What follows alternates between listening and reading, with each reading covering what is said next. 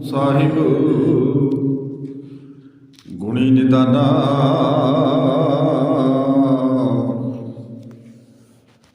ਤੁਮਰੀ ਮਹਿਮਾ ਵਰਨ ਨ ਸਕੋ। ਤੂੰ ਠਾਕੁਰ ਉਚ ਭਗਵਾਨਾ। ਸਿੱਖੋ ਸ਼ਬਦ ਪਿਆਰੇ ਹੋ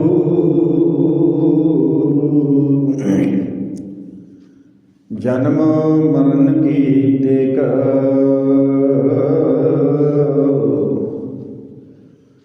मुख उज्जवल सदा सुखी नानक सिमरत एक। तरजी अरेक टेक तो लाह बिडानी आस।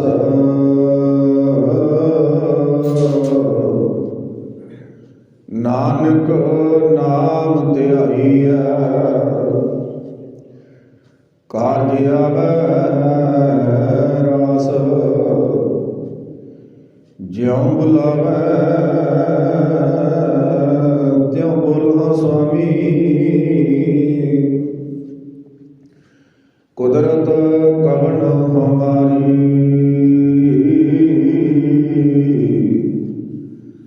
साध संग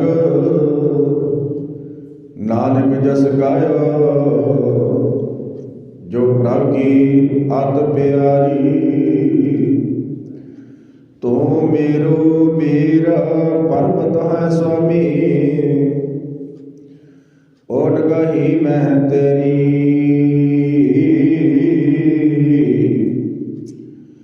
ना तुम डोलो ना हम गिरते। रख लेनी हर बेरी कचो कंचन भयो। शब्द गुरु सरवण सुनियो।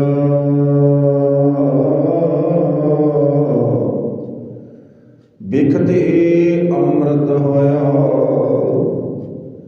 नाम सतगुर मुख पढ़िया। लोह होया लाल नदर सतगुर जग तार।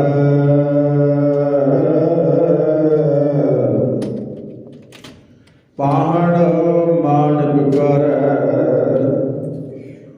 ज्ञान गुर अयो विचार। काठो श्री खंड सतगुर कीओ। दुख दरिद्र तिनके गए।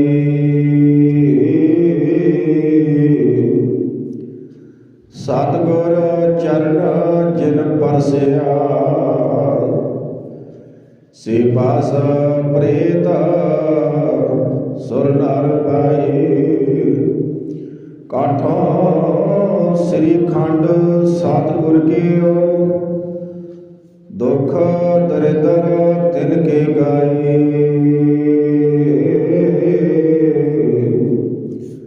सतगुर चरण जिन परसिया से पास प्रेत सुर नर पाए।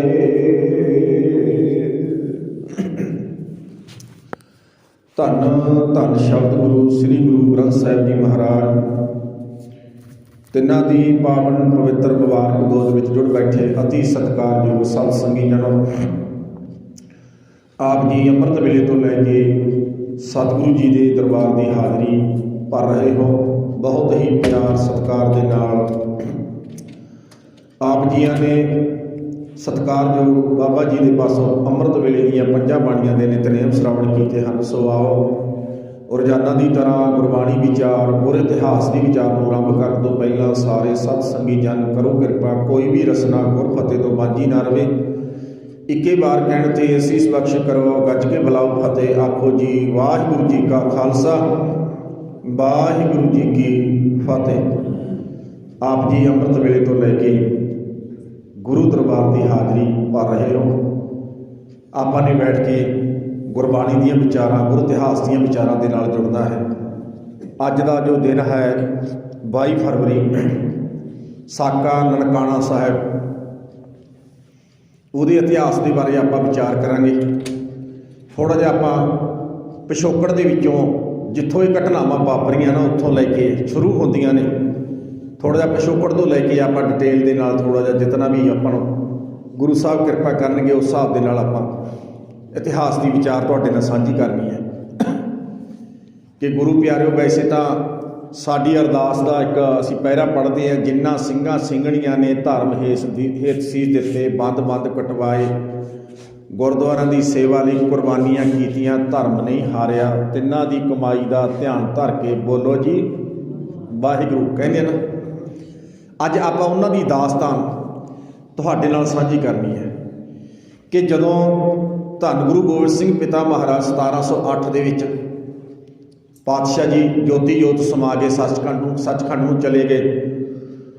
ਵੈਸੇ ਤਾਂ ਜਿਸ ਦਿਨ ਤੋਂ ਸਿੱਖ ਧਰਮ ਹੋਂਦ ਵਿੱਚ ਆਇਆ ਨਾ, ਜਿਸ ਦਿਨ ਤੋਂ ਸਿੱਖ ਧਰਮ ਹੋਂਦ ਵਿੱਚ ਆਇਆ, ਦੁਨੀਆ ਦੇ ਜਿੰਨੇ ਤਮਾਮ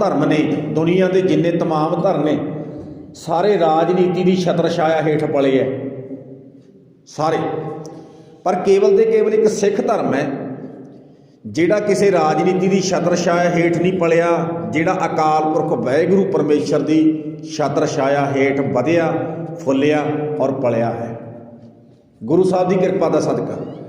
ਪਰ ਜਿੱਦਣ ਤੋਂ ਹੋਂਦ ਵਿੱਚ ਆਇਆ ਨਾ 1469 ਤੋਂ ਲੈ ਕੇ ਉਦੋਂ ਤੋਂ ਲੈ ਕੇ ਅੱਜ ਤੱਕ ਦੇਖੋ ਤੁਸੀਂ, ਪਤਾ ਨਹੀਂ ਕੀ ਗੱਲ ਹੈ ਵੀ ਮੁੜ ਮੁੜ ਸਿੱਖ ਕੌਮ ਦੇ ਉੱਤੇ ਤੇ ਗੁਰੂ ਧਾਮਾਂ ਦੇ ਉੱਤੇ ਕਿਉਂ ਇਹ ਲੋਕ ਚੜ੍ਹਾਈ ਕਰਕੇ ਆਉਂਦੇ ਆ, ਕੋਈ ਸਮਝ ਨਹੀਂ ਆ ਰਹੀ ਹੈ। ਗੁਰੂ ਦੇ ਸਿੱਖ ਆਇਆਂ ਨੂੰ ਪ੍ਰਸ਼ਾਦਾ ਛਕਾਉਂਦੇ ਹੈ, ਲੰਗਰ ਛਕਾਉਂਦੇ ਹੈ, ਸਭ ਨੂੰ ਦੇਗ ਮਿਲਦੀ ਹੈ, ਸਭ ਨੂੰ ਸਤਿਕਾਰ ਮਿਲਦਾ ਹੈ, ਜਿਹੜਾ ਮਰਜ਼ੀ ਗੁਰਬਾਣੀ ਪੜ੍ਹ ਸਕਦਾ ਹੈ, ਜਿਹੜਾ ਮਰਜ਼ੀ ਗੁਰਬਾਣੀ ਦਾ ਕੀਰਤਨ ਕਰ ਸਕਦਾ ਹੈ, ਕਥਾ ਕਰ ਸਕਦਾ ਹੈ। ਹਾਂ ਚਲੋ ਠੀਕ ਹੈ ਵੀ ਸਾਡੀ ਮਰਿਆਦਾ ਬਣਾਈ ਹੈ, ਗੁਰੂ ਗ੍ਰੰਥ ਸਾਹਿਬ ਦੀ ਗੋਦ ਦੇ ਵਿੱਚ ਬੈਠ ਕੇ ਪਾਠ ਕੇਵਲ ਅੰਮ੍ਰਿਤਧਾਰੀ ਗੁਰਸਿੱਖ ਕਰ ਸਕਦਾ ਜੀ, ਦੂਜਾ ਨਹੀਂ ਕਰ ਸਕਦਾ। ਗੁਰਬਾਣੀ ਦਾ ਕੀਰਤਨ ਕੇਵਲ ਅੰਮ੍ਰਿਤਧਾਰੀ ਗੁਰਸਿੱਖ ਕਰ ਸਕਦਾ ਹੈ, ਦੂਜਾ ਨਹੀਂ ਕਰ ਸਕਦਾ। ਗੁਰਬਾਣੀ ਦੀ ਕਥਾ ਅੰਮ੍ਰਿਤਧਾਰੀ ਗੁਰਸਿੱਖ ਕਰ ਸਕਦਾ ਹੈ, ਦੂਸਰਾ ਨਹੀਂ ਕਰ ਸਕਦਾ। ਹਾਂ ਆਸੇ ਪਾਸੇ ਬੈਠ ਕੇ ਜਿੱਥੇ ਮਰਜ਼ੀ ਗੱਲਾਂ ਬਾਤਾਂ ਗੁਰੂ ਘਰ ਦੀ ਮਤਲਬ ਜੋ ਵੀ ਇਤਿਹਾਸ ਹੈ, ਗੁਰਬਾਣੀ ਹੈ, ਉਹ ਪਾਸੇ ਬੈਠ ਕੇ ਜਿੱਥੇ ਮਰਜ਼ੀ ਪੜ੍ਹ ਵੀ ਸਕਦਾ ਅਤੇ ਸੁਣਾ ਵੀ ਸਕਦਾ ਹੈ। ਪਰ ਆ ਇੱਥੇ ਮਰਿਆਦਾ ਬਣੀ ਹੋਈ ਹੈ ਇੱਕ। ਅਤੇ ਮੈਂ ਬੇਨਤੀ ਕਰਾਂ ਜੀ, ਅੱਜ ਸਾਕਾ ਨਨਕਾਣਾ ਸਾਹਿਬ ਦੇ ਆਪਾਂ ਸੰਬੰਧ ਦੇ ਵਿੱਚ ਆਪਾਂ ਨੇ ਵਿਚਾਰਾਂ ਕਰਨੀਆਂ ਨੇ। ਅਤੇ ਤੁਸੀਂ ਆਪਣਾ ਜਦੋਂ ਅਸੀਂ ਇਤਿਹਾਸ ਪੜ੍ਹਦੇ ਹਾਂ ਨਾ, ਇਤਿਹਾਸ ਪੜ੍ਹ ਕੇ ਵੇਖੋ 1708 ਦੇ ਵਿੱਚ 10ਵੇਂ ਪਾਤਸ਼ਾਹ ਸੱਚਖੰਡ ਚਲੇ ਗਏ ਅਤੇ 10ਵੇਂ ਪਾਤਸ਼ਾਹ ਨੇ ਬਹਾਦਰ ਸ਼ਾਹ ਨੂੰ ਰਾਜਗੱਦੀ ਦਵਾਈ। ਔਰੰਗਜ਼ੇਬ ਬਾਦਸ਼ਾਹ ਦਾ ਪੁੱਤਰ ਹੈ, ਔਰੰਗਜ਼ੇਬ ਬਾਦਸ਼ਾਹ ਦਾ ਪੁੱਤਰ ਹੈ। ਉਹਨੇ ਆ ਕੇ ਗੁਰੂ ਸਾਹਿਬ ਕੋਲ ਆਇਆ ਅਤੇ ਮਾਫੀ ਮੰਗੀ ਆ ਕੇ, ਮਹਾਰਾਜ ਜੇ ਸਾਡੇ ਵੱਡਿਆਂ ਦੀ ਕੀਤੀ ਦਾ ਮੈਂ ਵੀ ਉਹਦਾ ਭੋਗਣ ਦਾ ਹੱਕਦਾਰ ਹਾਂ ਅਤੇ ਮਹਾਰਾਜ ਕਿਰਪਾ ਕਰੋ ਫਿਰ ਤਾਂ ਮੈਨੂੰ ਉਹ ਕਰ ਦਿਓ, ਨਹੀਂ ਮਹਾਰਾਜ ਮੈਨੂੰ ਮਾਫ ਕਰ ਦਿਓ ਅਤੇ ਰਾਜਗੱਦੀ ਮੈਨੂੰ ਦਿਵਾਓ। ਗੁਰੂ ਸਾਹਿਬ ਨੇ ਸੋਚਿਆ ਵੀ ਚਲੋ ਇਹ ਬੰਦਾ ਥੋੜ੍ਹਾ ਬਹੁਤਾ ਧਰਮੀ ਲੱਗਦਾ ਹੈ, ਪਰਜਾ ਨੂੰ ਨਿਆਂ ਮਿਲੇਗਾ, ਉਹਨੂੰ ਰਾਜ ਦਿਵਾਇਆ। ਗੁਰੂ ਸਾਹਿਬ ਦੇ ਨਾਲ ਵੀ ਰਿਹਾ, ਇੱਥੋਂ ਤੱਕ ਵੀ ਜਿਨ੍ਹਾਂ ਨੇ ਗੁਰੂ ਸਾਹਿਬ ਦੇ ਪੇਟ ਦੇ ਵਿੱਚ ਖੰਜਰ ਮਾਰਿਆ ਪਠਾਨ ਨੇ, ਉਹ ਵੀ ਬਹਾਦਰ ਸ਼ਾਹ ਦੇ ਭੇਜੇ ਹੋਏ ਸੀ, ਉਹ ਵੀ ਬਹਾਦਰ ਸ਼ਾਹ ਦੇ। ਕਹਿਣ ਲੱਗੇ ਵੀ ਗੁਰੂ ਸਾਹਿਬ ਦੇ ਨਾਲ ਜਾਣ ਤੋਂ 2 ਸਾਲ ਬਾਅਦ ਬਹਾਦਰ ਸ਼ਾਹ ਨੇ ਇੱਕ ਐਲਾਨ ਕਰ ਦਿੱਤਾ। ਇੱਕ ਐਲਾਨ, ਪਤਾ ਉਹ ਐਲਾਨ ਕਿਹੜਾ ਕੀਤਾ ਸੀ? ਕਹਿਣ ਲੱਗਿਆ ਵੀ ਜਿੱਥੇ ਸਿੱਖ ਮਿਲੇ, 10ਵੇਂ ਪਾਤਸ਼ਾਹ ਦਾ ਸਿੱਖ ਮਿਲੇ, ਜਿਹੜਾ ਸਿੱਖ ਦੀ ਦੱਸ ਪਾਵੇਗਾ ਵੀ ਫਲਾਣੇ ਥਾਂ ਸਿੱਖ ਫਿਰਦਾ ਜਾਂ ਬੈਠਾ ਜਾਂ ਖੇਤ 'ਚ ਕੰਮ ਕਰਦਾ ਜਾਂ ਘਰੇ ਬੈਠਾ ਦੁਕਾਨ 'ਤੇ ਹੈ ਕਿਤੇ ਵੀ ਹੈ, ਜਿਹੜਾ ਦੱਸ ਪਾਵੇਗਾ ਉਹਨੂੰ 10 ਰੁਪਏ ਮਿਲਣਗੇ। ਜਿਹੜਾ ਭਾਵ ਕੇ ਸਾਨੂੰ ਆ ਕੇ ਨਾਲ ਜਾ ਕੇ ਗ੍ਰਿਫਤਾਰ ਕਰਵਾ ਕੇ ਲਿਆਵੇਗਾ ਉਹਨੂੰ 50 ਰੁਪਏ ਮਿਲਣਗੇ, ਅਤੇ ਜਿਹੜਾ ਸਿੱਖ ਦਾ ਸਿਰ ਵੱਢ ਕੇ ਲੈ ਕੇ ਆਵੇਗਾ ਅਤੇ ਉਹਨੂੰ 80 ਰੁਪਏ ਮਿਲਣਗੇ। ਆਖੋ ਸਤਨਾਮ। ਇਹ ਐਵੇਂ ਨਹੀਂ ਮਿਲੀ ਸਿੱਖੀ ਜਿਹੜੀ ਆਈ ਹੈ, ਕੀ ਹੈ ਕਿਤੇ ਇੱਦਾਂ ਹੋਵੇ ਵੀ 80 ਰੁਪਈਆ ਤੱਕ ਰੇਟ ਲਾਤਾ ਉਹਨੇ ਗੁਰੂ ਦੇ ਸਿੱਖ ਦਾ। ਅੱਜ ਤੱਕ ਦੁਨੀਆ ਦੇ ਕਿਸੇ ਵੀ ਬੰਦੇ ਦੇ ਸਿਰ ਦਾ 80 ਰੁਪਏ ਮੁੱਲ ਨਹੀਂ ਪਿਆ, ਕੇਵਲ ਬਾਬੇ ਨਾਨਕ ਦੇ ਸਿੱਖ ਦੇ ਸਿਰ ਦਾ ਪਿਆ। ਦੁਸ਼ਮਣਾਂ ਨੇ ਲਾਇਆ ਅਤੇ 80 ਰੁਪਈਆ ਜਦੋਂ ਮੁੱਲ ਲੱਗਿਆ ਨਾ, ਅਤੇ ਇੱਕ ਗੱਲ ਚੇਤੇ ਰੱਖ ਲੈਣਾ ਜੀ, ਮੈਨੂੰ ਹੋਰ ਘਟਨਾ ਵੀ ਚੇਤੇ ਆ ਰਹੀ ਹੈ ਇਤਿਹਾਸ ਜਦੋਂ ਪੜ੍ਹਦੇ ਹਾਂ। ਕਹਿੰਦੇ ਲਾਲਚੀ ਲੋਕਾਂ ਨੇ ਅਤੇ ਸਿੱਖਾਂ ਦੇ ਨਾਲ ਦੁਸ਼ਮਣੀ ਕਮਾਉਣ ਵਾਲੇ ਲੋਕਾਂ ਨੇ ਜਦੋਂ ਉਹਨਾਂ ਨੂੰ ਸਿੱਖ ਨਾ ਮਿਲਿਆ ਕਰੇ, ਅਤੇ ਬੀਬੀਆਂ ਦੇ ਸਿਰ ਵੱਢ ਕੇ ਵੀ ਲਿਜਾਣੇ ਸ਼ੁਰੂ ਹੋ ਗਏ। ਜਦੋਂ ਬੀਬੀਆਂ ਦੇ ਸਿਰ ਵੱਢ ਕੇ ਲਿਜਾਣੇ ਸ਼ੁਰੂ ਹੋਏ ਤੇ ਲਿਜਾ ਕੇ ਪੇਸ਼ ਕਰਿਆ ਕਰਨ ਬਹਾਦਰ ਸ਼ਾਹ ਦੀ ਕਚਹਿਰੀ ਵਿੱਚ, ਕਹਿੰਦੇ ਕਰਨ ਜੀ ਇਹ ਨੌਜਵਾਨ ਲੜਕਾ ਹਜੇ ਇਹਦੇ ਮੁੱਛ ਤੇ ਦਾੜੀ ਨਹੀਂ ਆਈ, ਹਾਏ ਸਿੱਖਾਂ ਦਾ ਪੁੱਤ ਹੈ, ਆ ਅਸੀਂ ਲਿਆਤਾ। ਜਦੋਂ ਬੀਬੀਆਂ ਦੇ ਸਿਰ ਵੱਢ ਕੇ ਲਿਜਾਣ ਲੱਗੇ ਨਾ, ਤੇ ਇੱਕ ਗੱਲ ਚੇਤੇ ਰੱਖ ਲੈਣਾ, ਜਿਹੜਾ ਕੰਨਾਂ ਦੇ ਵਿੱਚ ਬਾਲੇ ਪਾਉਣ ਵਾਲਾ ਤੇ ਨੱਕ ਦੇ ਵਿੱਚ ਕੋਕਾ ਪਾਉਣ ਵਾਲਾ ਕੰਮ ਚੱਲਿਆ ਨਾ, ਇਹ ਉਸ ਸਮੇਂ ਚੱਲਿਆ। ਫਿਰ ਬੀਬੀਆਂ ਦੇ ਨੱਕ ਵਿੰਨਣੇ ਤੇ ਕੰਨ ਵਿੰਨਣੇ ਸ਼ੁਰੂ ਕਰ ਦਿੱਤੇ, ਤਾਂ ਕਿ ਬਹਾਦਰ ਸ਼ਾਹ ਨੂੰ ਪਤਾ ਲੱਗ ਜਾਵੇ ਵੀ ਇਹ ਸਿੱਖ ਨਹੀਂ, ਇਹ ਤਾਂ ਕਿਸੇ ਬੀਬੀ ਦਾ ਸਿਰ ਲੈ ਕੇ ਆਂਦਾ ਹੈ, ਇਹ ਤਾਂ ਕਿਸੇ ਬੀਬੀ ਦਾ ਸਿਰ ਲਿਆਂਦਾ। ਕਹਿਣ ਲੱਗੇ ਜਦੋਂ ਸਿੱਖਾਂ ਦੇ ਸਿਰਾਂ ਦੇ ਮੁੱਲ ਪਏ, ਇੰਨਾ ਅਤਿਆਚਾਰ ਹੋਇਆ, ਤੇ 1716 ਦੇ ਵਿੱਚ ਬਾਬਾ ਬੰਦਾ ਸਿੰਘ ਬਹਾਦਰ ਦੀ ਸ਼ਹੀਦੀ ਹੁੰਦੀ ਹੈ ਜੀ, ਯਾਦ ਰੱਖ ਲੈਣਾ। ਤੇ ਉਸ ਤੋਂ ਬਾਅਦ ਨਾ 100 ਸਾਲ, ਪੂਰਾ 100 ਸਾਲ, 99 ਸਾਲ ਕਹਿੰਦੇ ਵਿਦਵਾਨ, ਕੁਝ ਵੀ 100 ਸਾਲ ਕਹਿੰਦੇ ਆ, ਕਹਿੰਦੇ 100 ਸਾਲ ਇੰਨਾ ਐਂ ਸਮਝ ਲਓ ਵੀ ਅਤਿਆਚਾਰ ਕੀਤਾ, ਤੇ ਕੇਵਲ ਕੀਤਾ ਕਿਹਦੇ ਤੇ? ਸਿੱਖ ਕੌਮ ਤੇ, ਹਿੰਦੁਸਤਾਨ ਦੇ ਵਿੱਚ ਇਕੱਲੇ ਸਿੱਖ ਕੌਮ ਤੇ। ਕਹਿੰਦੇ ਵੀ ਸਿੱਖਾਂ ਦੇ ਸਿਰਾਂ ਦਾ ਮੁੱਲ ਪਿਆ, 80 ਰੁਪਏ ਰੇਟ ਰੱਖ ਦਿੱਤਾ, ਜਿਹੜਾ 10 ਪਾਵੇ ਉਹਨੂੰ 10 ਰੁਪਏ, ਜਿਹੜਾ ਨਾਲ ਜਾ ਕੇ ਗ੍ਰਿਫਤਾਰ ਕਰਾ ਕੇ ਲਿਆਵੇ ਉਹਨੂੰ 50 ਰੁਪਏ, ਜਿਹੜਾ ਸਿੱਖ ਦਾ ਸਿਰ ਵੱਢ ਕੇ ਲੈ ਕੇ ਆਵੇ ਉਹਨੂੰ 80 ਰੁਪਏ। ਜਦੋਂ ਇਸ ਤਰ੍ਹਾਂ ਦਾ ਮੁੱਲ ਲੱਗਿਆ ਤੇ ਗੁਰੂ ਦੇ ਖਾਲਸੇ ਨੇ ਕੀ ਕੀਤਾ? ਆਪਣੇ ਘਰ ਛੱਡ ਕੇ ਤੇ ਜੰਗਲਾਂ 'ਚ ਚਲਿਆ ਗਿਆ, ਘਰ ਛੱਡ ਗਿਆ, ਜੰਗਲਾਂ 'ਚ ਚਲਿਆ ਗਿਆ। ਜਦੋਂ ਜੰਗਲਾਂ 'ਚ ਚਲਿਆ ਗਿਆ ਨਾ, ਜਿਹੜੇ ਗੁਰਦੁਆਰੇ ਸੀ, ਗੁਰਦੁਆਰੇ ਦਾ ਪ੍ਰਬੰਧ ਸੀ, ਤੇ ਮਹੰਤਾਂ ਦੇ ਹੱਥ 'ਚ ਆ ਗਿਆ। ਗੁਰਦੁਆਰਿਆਂ ਦੀ ਸੇਵਾ ਸੰਭਾਲ ਕਿਹਨੇ ਕੀਤੀ? ਮਹੰਤਾਂ ਨੇ, ਸਾਧਾਂ ਨੇ, ਇਹਨਾਂ ਦੇ ਹੱਥ 'ਚ ਆ ਗਿਆ। ਜਦੋਂ ਇਹਨਾਂ ਦੇ ਹੱਥ 'ਚ ਆ ਗਿਆ ਤੇ ਗੁਰੂ ਦਾ ਖਾਲਸਾ ਕੋਈ 5 ਸਾਲ, ਕੋਈ 10 ਸਾਲ ਨਹੀਂ ਜੰਗਲਾਂ 'ਚ ਰਿਹਾ ਜੀ, 100 ਸਾਲ ਰਿਹਾ, 100 ਸਾਲ। ਇੱਥੋਂ ਤੱਕ ਕਰਕੇ 1740 ਦੇ ਵਿੱਚ ਮੱਸਾ ਰੰਘੜ ਆ ਕੇ ਬੈਠਾ ਦਰਬਾਰ ਸਾਹਿਬ ਦੇ ਅੰਦਰ, ਤੇ ਭਾਈ ਸੁੱਖਾ ਸਿੰਘ ਤੇ ਮਹਿਤਾਬ ਸਿੰਘ ਨੇ ਉਹਦਾ ਸਿਰ ਵੱਢਿਆ ਸੀ, ਉਹਨਾਂ ਨੇ ਵੀ ਆ ਕੇ ਡੇਰੇ ਲਾਏ। ਕਹਿਣ ਲੱਗੇ ਜਿਹੜੇ ਸਾਡੇ ਗੁਰਦੁਆਰੇ ਹੈ, ਜਿਹੜੇ ਸਾਡੇ ਕੇਂਦਰੀ ਸਥਾਨ ਸੀ, ਜਿੱਥੋਂ ਕਿ ਪ੍ਰਚਾਰ ਕਰਕੇ ਸਿੱਖੀ ਪ੍ਰਫੁੱਲਤ ਕਰਨੀ ਹੈ, ਇੱਕ ਗੱਲ ਯਾਦ ਰੱਖ ਲੈਣਾ ਜੀ, ਜਿੱਥੋਂ ਪ੍ਰਚਾਰ ਕਰਕੇ ਸਿੱਖੀ ਨੂੰ ਪ੍ਰਫੁੱਲਤ ਕਰਨਾ ਸੀ, ਸਿੱਖੀ ਦੀਆਂ ਜੜ੍ਹਾਂ 'ਚ ਪਾਣੀ ਪਾਉਣਾ ਸੀ, ਗੁਰਬਾਣੀ ਦੁਆਰਾ, ਗੁਰ ਇਤਿਹਾਸ ਦੁਆਰਾ, ਕਥਾ ਕੀਰਤਨ ਦੁਆਰਾ, ਉਹ ਪ੍ਰਬੰਧ ਅੱਜ ਮਹੰਤਾਂ ਦੇ ਹੱਥ 'ਚ ਆ ਗਿਆ। ਤੇ ਜਦੋਂ ਮਹੰਤਾਂ ਦੇ ਹੱਥ ਵਿੱਚ ਆਇਆ ਨਾ, ਬੜਾ ਲੰਬਾ ਸਮਾਂ ਰਿਹਾ। ਪਹਿਲਾਂ ਤਾਂ ਅਬਦਾਲੀ ਵਰਗੇ ਰਹੇ, ਸਾਰੇ ਰਹੇ, ਤੇ ਸਿੱਖ ਜੰਗਾਂ ਯੁੱਧਾਂ 'ਚ ਉਲਝੇ ਰਹੇ, ਸਿੱਖ ਜੰਗਾਂ ਯੁੱਧਾਂ 'ਚ। ਤੇ ਇੱਕ ਗੱਲ ਹੋਰ ਚੇਤੇ ਰੱਖੋ ਜੀ, ਜਿਹੜੇ ਅੰਗਰੇਜ਼ ਆ ਨਾ, ਅੰਗਰੇਜ਼ ਪਤਾ ਹੈ ਭਾਰਤ ਦੀ ਧਰਤੀ 'ਤੇ ਕਦੋਂ ਆਏ? 1610 ਵਿੱਚ। ਗੁਰੂ ਸਾਹਿਬ ਦੇ ਸੱਚਖੰਡ ਜਾਣ ਤੋਂ 100 ਸਾਲ ਪਹਿਲਾਂ ਆਏ ਬੈਠੇ ਹੈ। 1610 ਦੇ ਵਿੱਚ ਅੰਗਰੇਜ਼ ਆਏ, ਇਹ ਈਸਟ ਇੰਡੀਆ ਕੰਪਨੀ ਆਈ, ਇੰਡੀਆ ਦੇ ਵਿੱਚ ਵਪਾਰ ਕਰਨ ਆਏ ਸੀ। ਕਾਹਦਾ? ਆਹ ਦਾਲ ਵਿੱਚ ਪੈਣ ਵਾਲਾ ਗਰਮ ਮਸਾਲਾ, ਇਹਦਾ ਵਪਾਰ ਕਰਨ ਵਾਸਤੇ ਆਈ ਸੀ। ਆਏ ਤਾਂ ਵਪਾਰ ਕਰਨ ਸੀ, ਪਰ ਵਪਾਰ ਕਰਦੇ ਕਰਦੇ ਉਹਨਾਂ ਨੇ ਵੇਖਿਆ ਹਿੰਦੁਸਤਾਨ ਦੇ ਲੋਕਾਂ ਦੀ ਆਪਸ ਵਿੱਚ ਦੂਜੇ ਦੀ ਬਣਦੀ ਕਿਸੇ ਨਾਲ ਨਹੀਂ, ਧਰਮਾਂ ਦੇ ਨਾਂ 'ਤੇ ਇਹਨਾਂ ਦੀ ਲੜਾਈ ਹੈ, ਇਹ ਇਕੱਠੇ ਹੋ ਨਹੀਂ ਸਕਦੇ। ਉਹਨਾਂ ਨੇ ਆਪਣਾ ਐਸਾ ਦਿਮਾਗ ਵਰਤਿਆ, ਐਂ ਸਮਝ ਲਓ ਵੀ ਆਏ ਤਾਂ ਵਪਾਰ ਕਰਨ ਸੀ, ਪਰ 200 ਸਾਲ ਹਿੰਦੁਸਤਾਨ 'ਤੇ ਰਾਜ ਕਰ ਗਏ, 200 ਸਾਲ। ਕਹਿਣ ਲੱਗੇ ਨਾ, ਜਦੋਂ ਸਿੱਖ ਜੰਗਲਾਂ ਯੁੱਧਾਂ 'ਚ ਚਲੇ ਗਏ ਤੇ ਗੁਰਦੁਆਰਿਆਂ ਦਾ ਜਿਹੜਾ ਪੂਰਾ ਪ੍ਰਬੰਧ ਸੀ, ਉਹ ਮਹੰਤਾਂ ਦੇ ਤੇ ਸਾਧਾਂ ਦੇ ਹੱਥ 'ਚ ਆ ਗਿਆ।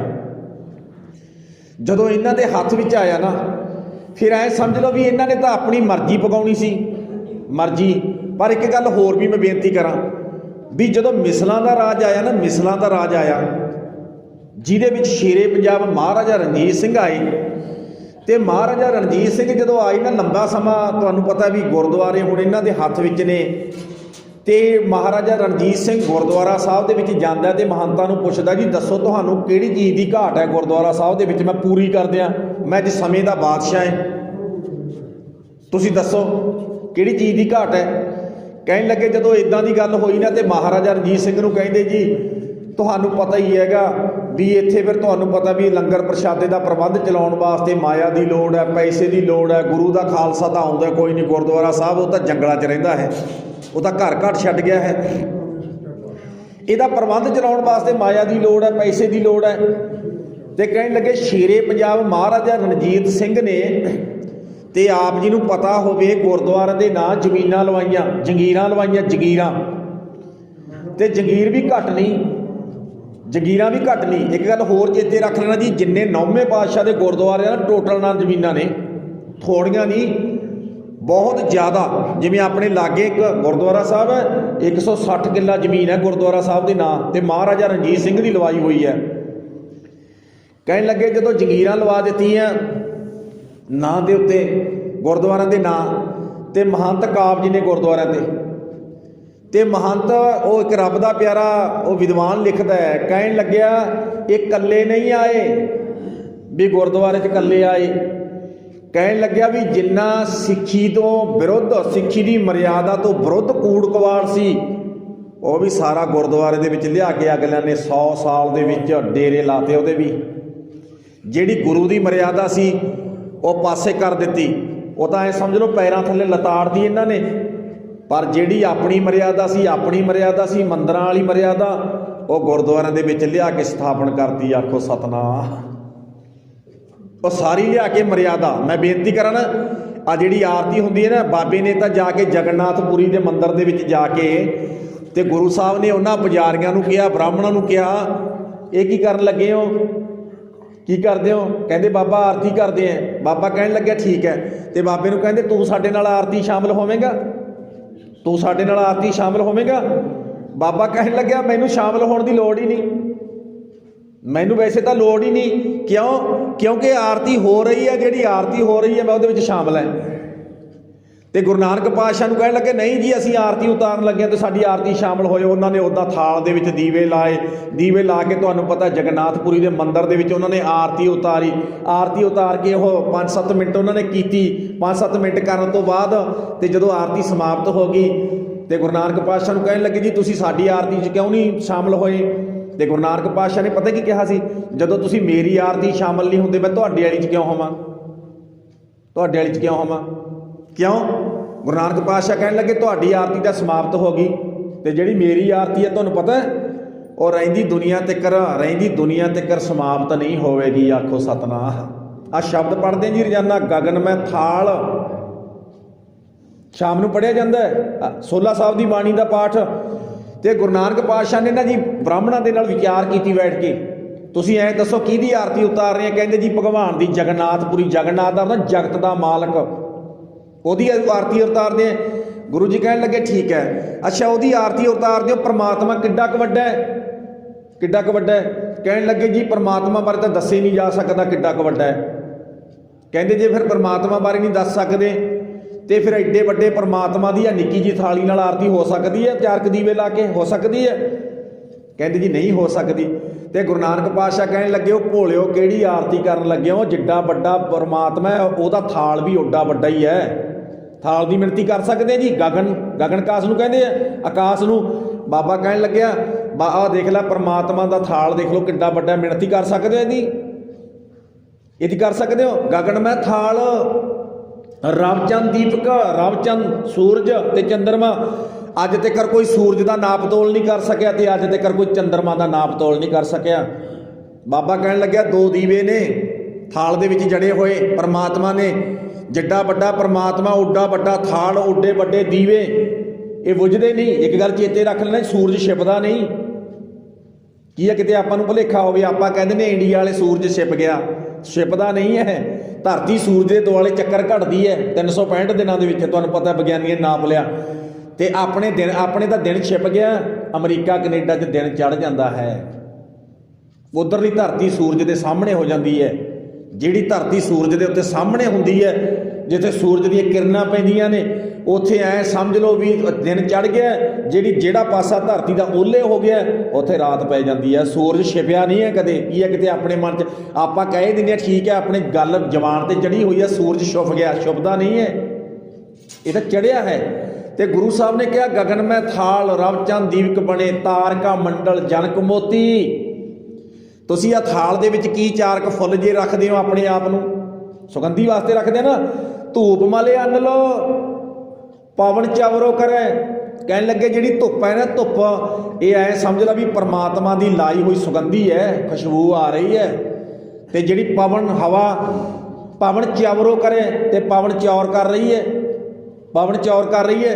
ਤੇ ਗੁਰੂ ਸਾਹਿਬ ਨੇ ਨਾ ਜੀ ਜਦੋਂ ਸ਼ਬਦ ਉਚਾਰਨ ਕੀਤਾ, ਸ਼ਬਦ ਦਾ ਕੀਰਤਨ ਕੀਤਾ, ਕੀਰਤਨ ਕਰਕੇ ਐਂ ਸਮਝ ਲਓ ਉੱਥੋਂ ਦੇ ਪੁਜਾਰੀਆਂ ਨੂੰ ਸਮਝਾਇਆ, ਸੱਚ ਜਾਣਿਓ, ਸੱਚ ਜਾਣਿਓ।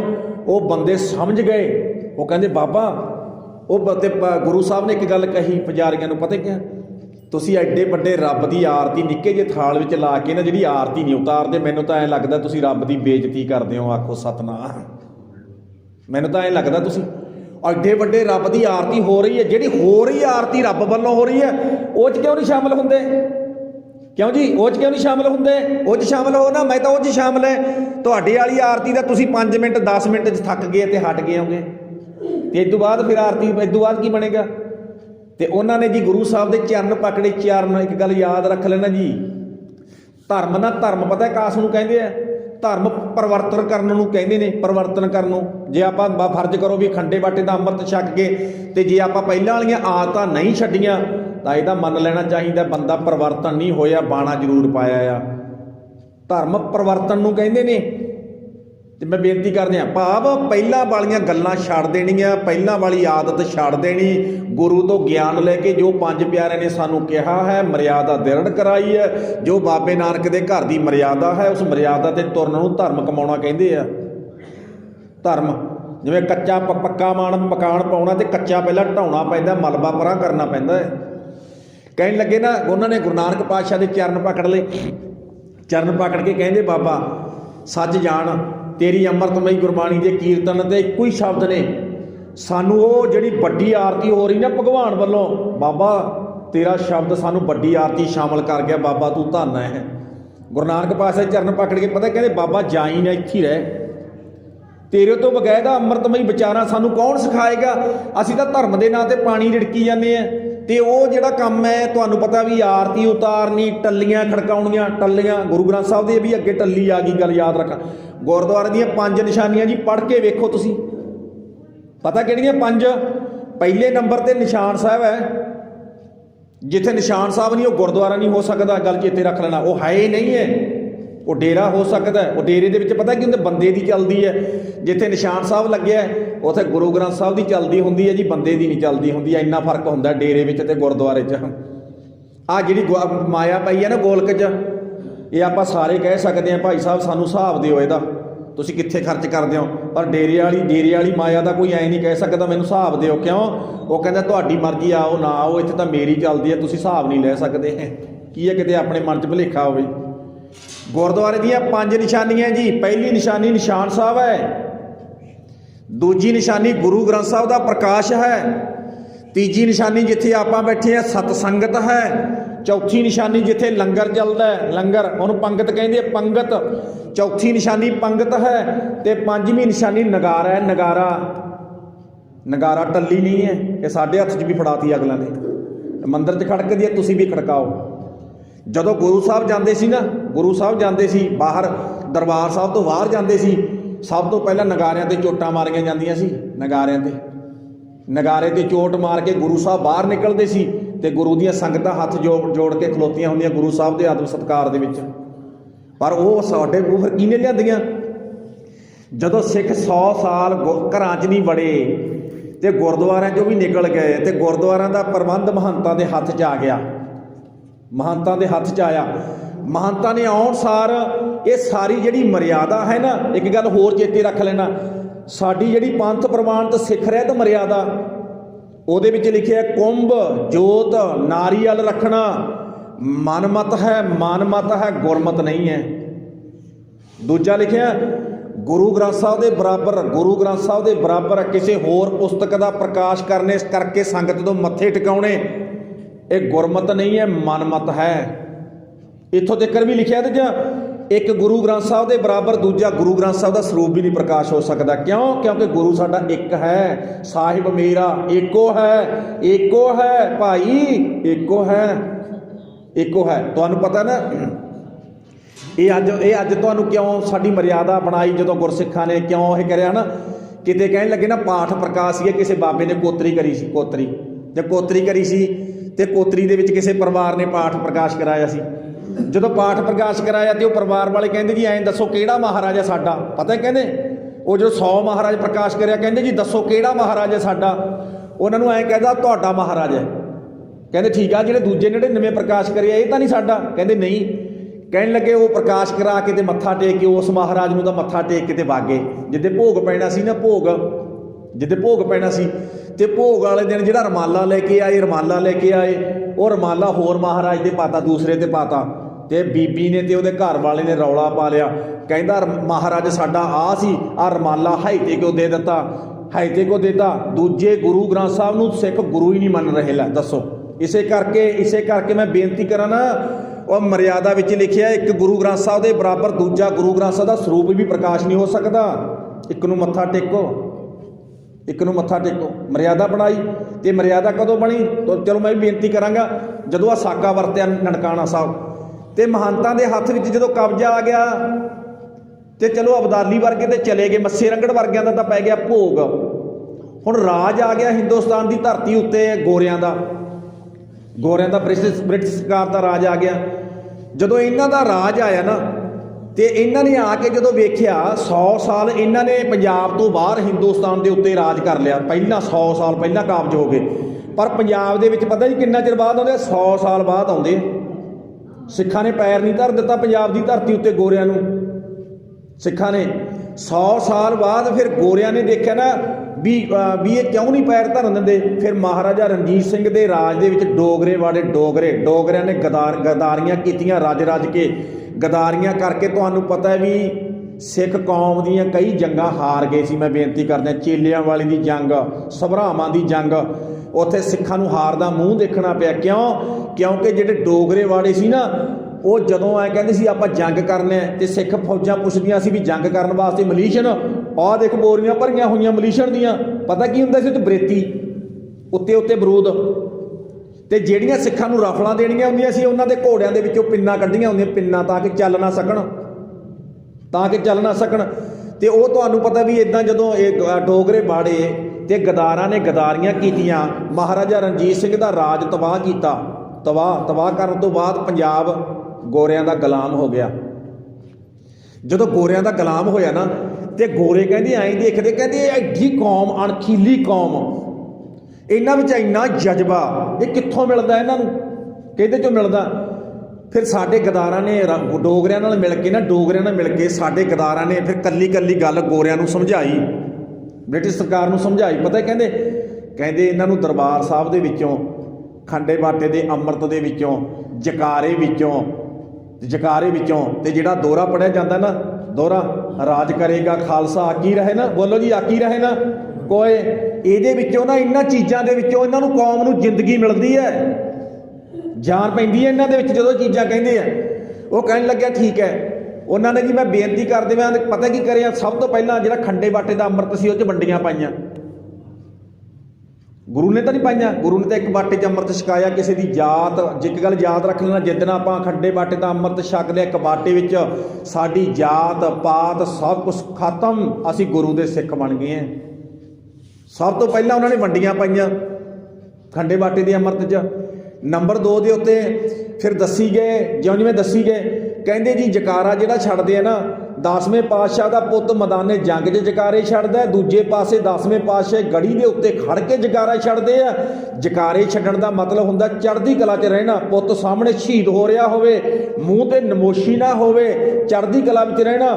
ਕਹਿਣ ਲੱਗਿਆ ਵੀ ਜਕਾਰਾ ਚੜ੍ਹਦੀ ਕਲਾ ਦਾ ਪ੍ਰਤੀਕ ਹੈ? ਕਹਿੰਦੇ ਜੀ ਹਾਂ। ਉਹਨਾਂ ਨੇ ਦਰਬਾਰ ਸਾਹਿਬ ਦੇ ਵਿੱਚ ਆਪਣੇ ਬੰਦੇ ਬਿਠਾ ਕੇ, ਗੋਰਿਆਂ ਨੇ ਆਪਣਾ ਪ੍ਰਬੰਧ ਆਪਣੇ ਹੱਥ 'ਚ ਲੈ ਕੇ, ਮਹੰਤ ਬਿਠਾ ਕੇ ਦਰਬਾਰ ਸਾਹਿਬ ਦੇ ਵਿੱਚ ਸਭ ਤੋਂ ਪਹਿਲਾਂ ਜਕਾਰਾ ਬੰਦ ਕੀਤਾ। ਅੱਜ ਤੱਕ ਨਹੀਂ ਛੱਡਿਆ ਜਾਂਦਾ ਕਿ ਛੱਡਿਆ ਜਾਂਦਾ ਜੀ? ਤੁਸੀਂ ਕਦੇ ਗਏ ਹੋ? ਛੱਡੀਦਾ?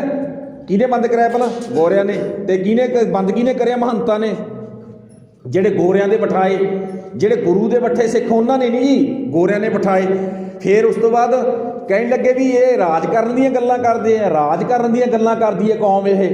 ਆਹ ਜਿਹੜਾ ਦੋਹਰਾ ਹੈ ਮੈਨੂੰ ਪੜ੍ਹ ਕੇ ਸੁਣਾਓ। ਤੇ ਜੋ ਤੁਹਾਨੂੰ ਪਤਾ ਵੀ ਸਭ ਸਿੱਖਣ ਕੋ ਹੁਕਮ ਹੈ ਗੁਰੂ ਮਾਨਿਓ, ਗ੍ਰੰਥ ਉਹ ਵੀ ਪੜ੍ਹਦੇ ਆ। ਉਹਦੇ ਵਿੱਚ ਆਪਾਂ ਇਹ ਵੀ ਪੜ੍ਹਦੇ ਆ, ਰਾਜ ਕਰੇਗਾ ਖਾਲਸਾ ਆਕੀ ਰਹੇ ਨਾ ਕੋਏ। ਕਹਿੰਦੇ ਦਰਬਾਰ ਸਾਹਿਬ ਦੇ ਵਿੱਚ ਉਹਨਾਂ ਦੀ ਆਵਾਜ਼ ਬੰਦ ਕਰ ਦਿਓ, ਰਾਜ ਕਰਨ ਵਾਲੀ ਭੁੱਲ ਜਾਓ ਸਿੱਖੋ ਵੀ ਅੱਜ ਤੋਂ ਬਾਅਦ ਤੁਹਾਡਾ ਰਾਜ ਆਏਗਾ।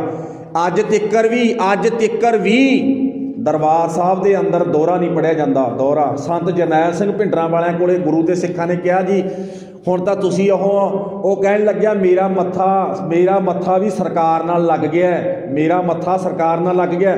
ਮੈਨੂੰ ਵੀ ਪਤਾ ਹੈ ਵੀ ਆਹ ਜਿਹੜੀ ਮਰਿਆਦਾ ਦੀਆਂ ਇਹਨਾਂ ਨੇ ਧੱਜੀਆਂ ਉਡਾਈਆਂ ਨੇ, ਮੈਂ 5 ਮਿੰਟ ਨਹੀਂ ਲੱਗਣ ਦਿੰਦਾ। 5 ਮਿੰਟਾਂ ਦੇ ਵਿੱਚ ਦੋਹਰਾ ਵੀ ਚਾਲੂ ਕਰ ਦਿਆਂਗਾ, ਦਰਬਾਰ ਸਾਹਿਬ ਦੇ ਵਿੱਚੋਂ ਜਕਾਰਾ ਵੀ ਛੱਡਿਆ ਜਾਵੇਗਾ। ਜਿਹੜਾ ਖੰਡੇ ਬਾਟੇ ਦੇ ਅੰਮ੍ਰਿਤ ਦੇ ਵਿੱਚ ਵੰਡੀਆਂ ਪਾਉਂਦੇ ਆ ਜਾਤਾਂ ਪਾਤਾਂ ਦੇ ਨਾਂ ਦੇ ਉੱਤੇ, ਬੀਬੀਆਂ ਨੂੰ ਅੱਡ ਛਕਾਉਣ ਵਾਲਾ, ਕਿਸੇ ਨੂੰ ਨਹੀਂ ਬਖਸ਼ਾਂਗਾ। ਮਿੰਟ 5 ਲਾਵਾਂਗਾ। ਹਰੇਕ ਗੁਰਦੁਆਰੇ ਦੀ ਮਰਿਆਦਾ ਇੱਕ ਹੋਵੇਗੀ ਜਿਹੜੀ ਅਕਾਲ ਤਖਤ ਦੀ ਹੈ ਉਹ। ਪਰ ਉਹਨਾਂ ਨੂੰ ਪਤਾ ਲੱਗਿਆ ਨਾ, ਜਿੱਦੇ ਬਿਆਨ ਆ ਗਿਆ ਸੰਤ ਜਰਨੈਲ ਸਿੰਘ ਭਿੰਡਰਾਣਾ ਦਾ ਵੀ ਮਰਿਆਦਾ ਇੱਕ ਕਰ ਦਿਆਂਗਾ, ਤੇ ਆਹ ਜਿਹੜੇ ਦੋਹਰੇ ਹੈ ਤੇ ਤੁਹਾਨੂੰ ਪਤਾ ਫਿਰ ਸਰਕਾਰ ਨੂੰ ਹੱਥਾਂ ਪੈਰਾਂ ਦੀ ਪੈ ਗਈ। ਉਹ ਪਤਾ ਕਹਿੰਦੇ ਮਰਿਆਦਾ ਲਾਗੂ ਕਰਨ ਤੋਂ ਪਹਿਲਾਂ ਇਹਦੇ ਤੇ ਅਟੈਕ ਕਰੋ, ਖਤਮ ਕਰੋ ਇਹਨੂੰ। ਉਦੋਂ ਪਹਿਲਾਂ ਤੁਹਾਨੂੰ ਪਤਾ ਸੰਤ ਜਰਨੈਲ ਸਿੰਘ ਭਿੰਡਰਾਂ ਵਾਲਿਆਂ ਨੇ ਜਦੋਂ ਇਹ ਗੱਲ ਕਹੀ ਨਾ, 5-7 ਦਿਨਾਂ ਦੇ ਅੰਦਰ ਅਟੈਕ ਕਰਕੇ ਤੇ ਉਹਨਾਂ ਨੂੰ ਸ਼ਹੀਦ ਕਰ ਦਿੱਤਾ। ਸ਼ਹੀਦ ਇਹ ਸਾਰਾ ਕੁਛ ਮੈਂ ਬੇਨਤੀ ਕਰਦਾ ਵੀ ਸਮੇਂ ਦੀਆਂ ਸਰਕਾਰਾਂ, ਬ੍ਰਿਟਿਸ਼ ਸਰਕਾਰ, ਅੰਗਰੇਜ਼ੀ ਸਰਕਾਰ, ਅੰਗਰੇਜ਼ਾਂ ਦੀ ਸਰਕਾਰ ਤੇ ਮਹੰਤ ਮਿਲੇ ਹੋਏ ਸੀ। ਉਹਨਾਂ ਦਾ ਗੁਰਦੁਆਰੇ ਤੇ ਕਬਜ਼ਾ ਹੋ ਗਿਆ। ਜਦੋਂ ਗੁਰਦੁਆਰੇ ਤੇ ਕਬਜ਼ਾ ਹੋਇਆ ਤੇ ਆਪ ਜੀ ਨੂੰ ਪਤਾ ਸਭ ਤੋਂ ਪਹਿਲਾਂ ਜਿਹੜਾ ਸਾਕਾ ਸੀ ਨਾ ਨਨਕਾਣਾ, ਇੱਥੇ ਵਰਤਿਆ ਜੀ ਆਪਣਾ ਤਰਨਤਾਰਨ ਸਾਹਿਬ। ਇੱਕ ਬੀਬੀ ਕੀਰਤਨ ਕਰਨ ਵਾਸਤੇ ਆਪਣੇ ਪੁੱਤ ਨੂੰ ਤੇ ਆਪਣੀ ਧੀ ਨੂੰ ਲੈ ਕੇ ਗਈ। ਇੱਕ ਗੱਲ ਹੋਰ ਚੇਤੇ ਰੱਖ ਲੈਣਾ, ਸੱਚ ਮੈਨੂੰ ਰਹਿ ਗਈ ਗੱਲ ਵਿੱਚ, ਦਰਬਾਰ ਸਾਹਿਬ ਦੇ ਅੰਦਰ ਜੱਸਾ ਸਿੰਘ ਆਹਲੂਵਾਲੀਏ ਦੀ ਮਾਤਾ ਜੀਵਨੀ ਖੁਦ ਆਪ ਦਰਬਾਰ ਸਾਹਿਬ ਦੇ ਅੰਦਰ ਕੀਰਤਨ ਕਰਦੀ ਰਹੀ ਹੈ। ਬੀਬੀਆਂ ਕੀਰਤਨ ਕਰਦੀਆਂ ਰਹੀਆਂ ਨੇ। ਅੱਜ ਉੱਥੇ ਬੀਬੀਆਂ ਨੂੰ ਕੀਰਤਨ ਨਹੀਂ ਕਰਨ ਦਿੱਤਾ ਜਾਂਦਾ, ਕੀਰਤਨ ਨਹੀਂ ਕਰਨ ਦਿੱਤਾ ਜਾਂਦਾ। ਤੇ ਬੀਬੀਆਂ ਨੂੰ ਜਿਵੇਂ ਬੀਬੀਆਂ ਸਵਾਲ ਕਰਕੇ ਪੁੱਛਣ ਵੀ ਇੱਕ ਪਾਸੇ ਤਾਂ ਤੁਸੀਂ ਕਹੀ ਜਾਂਦੇ ਹੋ ਸਿੱਖ ਧਰਮ ਦੇ ਵਿੱਚ ਮਤਲਬ ਬੀਬੀਆਂ ਬਰਾਬਰ ਨੇ, ਤੇ ਜੇ ਅਸੀਂ ਬਰਾਬਰ ਹਾਂ ਫਿਰ ਸਾਨੂੰ ਦਰਬਾਰ ਸਾਹਿਬ ਦੇ ਵਿੱਚ ਕੀਰਤਨ ਕਿਉਂ ਨਹੀਂ ਕਰਨ ਦਿੰਦੇ ਤੁਸੀਂ? ਅਸੀਂ ਵੀ ਉਹੀ ਬਾਣੀ ਪੜ੍ਹਦੇ ਹਾਂ ਜਿਹੜੀ ਤੁਸੀਂ ਪੜ੍ਹਦੇ ਹੋ, ਅਸੀਂ ਵੀ ਉਸੇ ਗੁਰੂ ਦੇ ਸਿੱਖ ਹਾਂ ਜਿਹੜੇ ਤੁਸੀਂ ਹੋ, ਕਿਉਂ ਨਹੀਂ ਪੜ੍ਹਨ ਦਿੰਦੇ? ਇਹ ਬੰਦ ਪਤਾ ਕਿਹਨੇ ਕਰਾਇਆ? ਇਹ ਬੰਦ ਵੀ ਮਹੰਤਾਂ ਨੇ ਤੇ ਗੋਰਿਆਂ ਨੇ ਬੰਦ ਕਰਾਇਆ। ਕਿਉਂ ਉਹਨਾਂ ਨੂੰ ਪਤਾ ਹੈ ਵੀ ਜਿਹਦੀ ਮਾਂ ਕੀਰਤਨ ਕਰਦੀ ਹੋਈ ਉਹਦਾ ਪੁੱਤ ਵੀ ਕੀਰਤਨ ਕਰੂਗਾ। ਜਿਹਦੀ ਮਾਂ ਕੀਰਤਨ ਕਰਦੀ ਹੈ ਉਹਦਾ ਪੁੱਤ ਵੀ ਕੀਰਤਨ ਕਰੂਗਾ। ਜਿਹਦੀ ਮਾਂ ਖੁਦ ਗੁਰਬਾਣੀ ਪੜ੍ਹਦੀ ਹੈ ਉਹਦੇ ਪੇਟ ਤੋਂ ਜੰਮਿਆ ਪੁੱਤ ਹੋਵੇ ਤੇ ਭਾਵੇਂ ਧੀ ਹੋਵੇ ਉਹ ਵੀ ਖੁਦ ਗੁਰਬਾਣੀ ਪੜ੍ਹੇਗਾ। ਕਿਉਂਕਿ ਜਦੋਂ ਮਾਂ ਦੇ ਪੇਟ ਦੇ ਵਿੱਚ ਬੱਚਾ ਪਲਦਾ, ਇੱਕ ਗੱਲ ਚੇਤੇ ਰੱਖ ਲੈਣਾ, ਜਿੱਥੇ ਮਾਂ ਬਾਹਰੀ ਖੁਰਾਕ ਦਾ ਧਿਆਨ ਰੱਖਦੀ ਹੈ ਉੱਥੇ ਆਤਮਿਕ ਤਲ ਦੀ ਖੁਰਾਕ ਦਾ ਵੀ ਧਿਆਨ ਰੱਖਦੀ ਹੈ। ਪਤਾ ਕਹਿੰਦੀ ਮੇਰੇ ਪੁੱਤ ਦੀ ਆਤਮਾ ਨੂੰ ਜਪਜੀ ਸਾਹਿਬ ਚਾਹੀਦਾ, ਮੈਂ ਪੜਾਂਗੀ ਤਾਂ ਮਿਲੇਗਾ। ਉਹ ਕਹਿੰਦੀ ਸੁਖਮਨੀ ਸਾਹਿਬ ਦਾ ਪਾਠ ਮੈਂ ਕਰਾਂਗੀ ਤਾਂ ਆਤਮਿਕ ਬਲ ਮਿਲੇਗਾ। ਐਵੇਂ ਨਹੀਂ ਜੀ, ਮੈਂ ਬੇਨਤੀ ਕਰਦਾ ਵੀ ਹਰੀ ਸਿੰਘ ਨਲੂਏ ਵਰਗੇ ਜੰਮਦੇ, ਜਿੱਥੇ ਉਹ ਕਹਿੰਦੇ ਨਾ ਰੱਬ ਦੇ ਪਿਆਰੇ ਕਹਿੰਦੇ ਵੀ ਜਿੱਥੇ ਹਰੀ ਸਿੰਘ ਨਲੂਆ ਜੀ, ਜਿੱਥੇ ਤੂੰ ਤਾਂ ਸਤਿਕਾਰਯੋਗ ਹੈ, ਤੇਰੇ ਨਾਲੋਂ ਵੱਧ ਤੇਰੀ ਮਾਂ ਸਤਿਕਾਰਯੋਗ ਹੈ। ਪਤਾ ਨਹੀਂ ਕਿੱਡੀ ਕੁ ਭਗਤੀ ਕੀਤੀ ਮਾਂ ਨੇ, ਤਾਂ ਜਾ ਕੇ ਐਡਾ ਵੱਡਾ ਸੂਰਮਾ ਜਨਮਿਆ। ਤੇ ਸਭ ਤੋਂ ਪਹਿਲਾਂ ਜੀ ਜਿਹੜਾ ਘਟਨਾ ਵਾਪਰੀ ਉਹ ਵਰਤੀ ਤਰਨਤਾਰਨ ਸਾਹਿਬ। ਜਦੋਂ ਇੱਕ ਬੀਬੀ ਕੀਰਤਨ ਕਰਨ ਵਾਸਤੇ ਆਪਣੇ ਬੱਚਿਆਂ ਨੂੰ ਲੈ ਕੇ ਗਈ ਤੇ ਮਹੰਤਾਂ ਨੇ ਉਹ ਕੰਮ ਕੀਤੇ ਜਿਹੜੇ ਕਿ ਮੇਰੀ ਜ਼ੁਬਾਨ ਨਹੀਂ ਇਜਾਜ਼ਤ ਦਿੰਦੀ। ਤੁਹਾਨੂੰ ਪਤਾ ਜਿਹੜੀ ਨੌਜਵਾਨ ਲੜਕੀ ਨੂੰ ਨਾਲ ਲੈ ਕੇ ਗਈ ਉਹਦੀ ਬੇਪਤੀ ਕੀਤੀ। ਤੇ ਜਿਹੜੇ ਐਂ ਸਮਝ ਲਓ ਮਹੰਤ ਗੁਰਦੁਆਰੇ 'ਚ ਬੈਠੇ ਆ, ਗੁਰਦੁਆਰੇ 'ਚ ਸ਼ਰਾਬਾਂ ਕੱਢ ਕੇ ਜਿਹੜਾ ਆਪਣਾ ਸਰੋਵਰ ਹੈ ਨਾ, ਸਰੋਵਰ ਤਰਨਤਾਰਨ ਦਾ ਸਰੋਵਰ ਸਭ ਤੋਂ ਵੱਡਾ ਹੈਗਾ ਨਾ, ਉਹਦੇ ਵਿੱਚ ਠੰਡੀਆਂ ਕਰ ਪੀਂਦੇ ਰਹੇ, ਸ਼ਰਾਬ ਪੀਂਦੇ ਰਹੇ। ਆਉਣ ਜਾਣ ਵਾਲੀਆਂ ਜਿਹੜੀਆਂ ਸੰਗਤਾਂ ਹੁੰਦੀਆਂ ਸੀ, ਬੀਬੀਆਂ ਹੁੰਦੀਆਂ ਸੀ, ਉਹਨਾਂ ਦੇ ਨਾਲ ਇਹੋ ਜਿਹੀਆਂ ਗੰਦੀਆਂ ਹਰਕਤਾਂ ਕਰਦੇ ਰਹੇ। ਜਦੋਂ ਇਹ ਘਟਨਾ ਵਾਪਰੀ ਤੇ ਉਹ ਬੀਬੀ ਆਈ ਦਰਬਾਰ ਸਾਹਿਬ ਦੇ ਵਿੱਚ, ਅੰਮ੍ਰਿਤਸਰ ਆਈ ਤੇ ਗੁਰੂ ਦਾ ਖਾਲਸਾ ਇਕੱਠਾ ਹੋਇਆ ਤੇ ਬੀਬੀ ਨੇ ਰੌਲਾ ਪਾਇਆ। ਉਹ ਕਹਿਣ ਲੱਗੀ ਵੀ ਮੈਂ ਆਪਣੇ ਪੁੱਤ ਨੂੰ ਤੇ ਧੀ ਨੂੰ ਲੈ ਕੇ ਗਈ ਜਦੋਂ, ਤੇ ਕਹਿਣ ਲੱਗੇ ਤਰਨਤਾਰਨ ਦੇ ਗੁੰਡਿਆਂ ਨੇ ਜਿਹੜੇ ਉੱਥੇ ਬੈਠੇ ਆ ਅੰਦਰ, ਉਹਨਾਂ ਨੇ ਸਾਡੇ ਨਾਲ ਆਹ ਕੰਮ ਕੀਤਾ। ਤੇ ਦੂਜੇ ਪਾਸੇ ਤੁਹਾਨੂੰ ਪਤਾ ਹੈ ਵੀ ਜਿਹੜਾ ਨਨਕਾਣਾ ਸਾਹਿਬ ਹੈ ਇਹ ਉਹ ਧਰਤੀ ਹੈ ਜੀ ਜਿੱਥੇ ਗੁਰੂ ਨਾਨਕ ਪਾਤਸ਼ਾਹ ਦਾ ਪ੍ਰਕਾਸ਼ ਹੋਇਆ। ਦਾ ਪਹਿਲਾ ਨਾਂ ਹੈ ਰਾਏ ਭੋਏ ਦੀ, ਬੋਲੋ ਜੀ, ਰਾਏ ਭੋਏ ਦੀ ਤਲਵੰਡੀ, ਤੇ ਨਾਂ ਬਦਲ ਕੇ ਕੀ ਬਣ ਗਿਆ ਜੀ? ਨਨਕਾਣਾ ਸਾਹਿਬ। ਜਿਹੜਾ ਨਨਕਾਣਾ ਸਾਹਿਬ ਦਾ ਮੇਨ ਸਥਾਨ ਸੀ, ਮੇਨ ਸਥਾਨ ਉਹਦੇ ਵਿੱਚ ਕੌਣ ਬੈਠਾ ਜੀ? ਨਰੈਣੂ ਮਹੰਤ ਬੈਠਾ।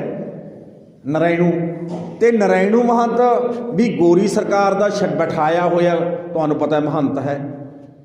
ਵੈਸੇ ਇਹਦਾ ਪਿਛੋਕੜ ਬਹੁਤ ਗੰਦਾ, ਮੈਂ ਬੇਨਤੀ ਕਰਦਿਆਂ। ਇਹਦਾ ਨਾ ਪਹਿਲਾਂ ਇਹਨਾਂ ਦਾ ਬਜ਼ੁਰਗ ਸੀ ਜਿਹੜਾ, ਉਹਦਾ ਨਾਂ ਸੀ ਸਾਧੂ ਰਾਮ।